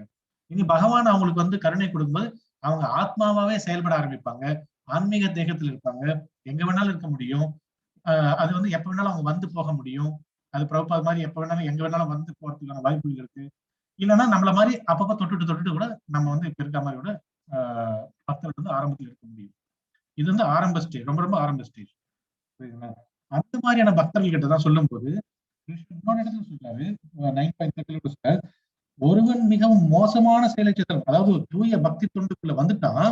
மேலோட்டமா பார்க்கும்போது சில அனர்த்தங்கள் மாதிரி தெரியுது. ஆனா அவன், அதாவது இது வந்து தூய பக்தர்களுக்கு சொல்லக்கூடியது. இடத்துல நம்மள போய் புரிஞ்சிக்க முடியாது. அப்ப கிருஷ்ணா நான் என்ன வேணா தப்பு பண்ணுவேன், என்னையும் பக்தன் தான் பார்க்கணும் அப்படின்னு சொல்ல முடியாது. தூய பக்திக்குள்ள பிரம்மன் தளத்தில் நிலை பெற்றிருக்க பக்தர்களுக்கு சில நேரங்கள்ல ஒருவன் மிகவும் மோசமான செயலை செய்தாலும் அவன் பக்தி தொண்டில் பிறழாது ஈடுபட்டிருப்பதால், இந்த ஸ்டேஜுக்கு நம்ம இன்னும் வரல. பக்தி தொண்டில் பிறழாது, அதாவது அவனா பக்தி தொண்டை விட்டு வெளில வந்துடும். நம்ம ஜீவபூதா ஸ்டேஜுக்கு வந்துடும், பிரம்மபூதா தொடரும், ஜீவபூதாக்கு வந்துடும். பிரம்மபூதால இருந்து பிரம்மபூதா தொட்டுட்டு சந்தோஷமா இருக்கு, நல்லதா இருக்கு, மகாராஜன் கூட எல்லாம் இருந்தாங்க, அசோசியேஷன் உள்ள போனாங்க, ஒரு பெரிய கோயில் போனா, தீர்த்த யாத்திரை போகும்போது எல்லாமே சந்தோஷமா தான் இருக்கும். ஆனா வந்த உடனே இறக்குது. நம்மளால ஏன் அந்த ஸ்டே ஹை ஃபார் எவர், அந்த உயர்ந்த நிலையில இருக்க முடியல? அதான் நம்மளுடைய வீக்னஸ். காமயேஷ குரோதயேஷ, நம்மளுடைய காமம், நம்மளுடைய இச்சைகள் நம்மள வந்து இறக்கிடுது. நம்ம நல்லா தெரியும். இப்ப ஒண்ணு யாரும் நம்மள வந்து கழுத்தை பிடிச்சி மொபைல் போனை எடுத்து நோண்ட சொல்லல. பட் நம்மளா போய் மொபைல் போன் எடுத்து நோண்டுறோம். 2 மணி நேரம் கிளாஸ் கேட்டோம், ரொம்ப டயர்ட் ஆயிடுச்சு, இப்ப ஏதாவது மெசேஜ் வந்திருக்கா பாக்கலாம் அப்படின்னு சொல்லி போய் உட்கார்றோம். இதுதான் ஜீவபூதா ஸ்டேஜ் இறங்குறது. உங்களை யாரையும் கையில போன் கொடுத்து என்ன மெசேஜ் வந்து பாருன்னு சொல்லவே இல்லை. ஆனா நம்மளா இறங்குறோம். சோ அதை இறங்காம இருக்கணும் பிரம்மபூத ஸ்டேஜ். மொபைல் போன் எடுத்து நோண்ட ஆரம்பிச்சோம்னா ஜீவபூத ஸ்டேஜ்.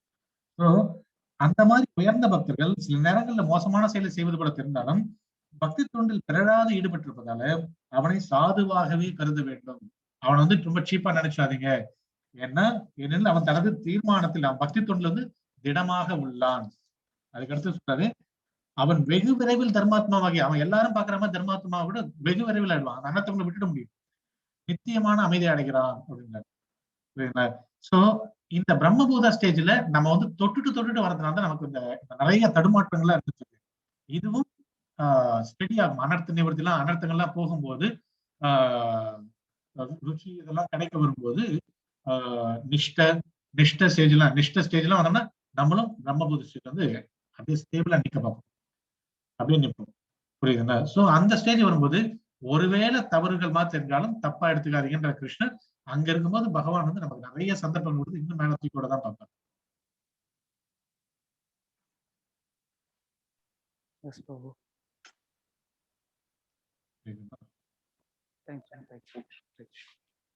S bro.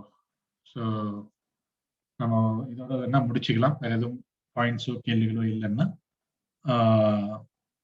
நம்ம இன்னொரு டைம்ல வந்து ரொம்ப முக்கியமான ஒரு டாபிக்கான இந்த நாராயணா அது உள்ள நம்ம போகலாம். நாராயணா வெர்சஸ் கிருஷ்ணா. நாராயணருடைய ரூபம்ன்றது அவ்வளவு ஈஸி கிடையாது. அது வந்து ஒரு சாதாரண வாதம் கிடையாது. அது ரொம்ப ரொம்ப டீப்பா இருக்கக்கூடிய ஆமா இல்ல அப்படின்னு சொல்ல வைக்கக்கூடிய ஒரு கருத்துக்கள்லாம் வந்து சாஸ்திரங்கள்ல இருந்து எடுக்கிறாங்க ஸ்ரீ வைஷ்ணவர்கள். அதையும் நம்ம பார்க்கலாம். ஓகே, ஹரே கிருஷ்ணா. என்ன பண்ண ஹரே கிருஷ்ணா. தேங்க்ஸ்.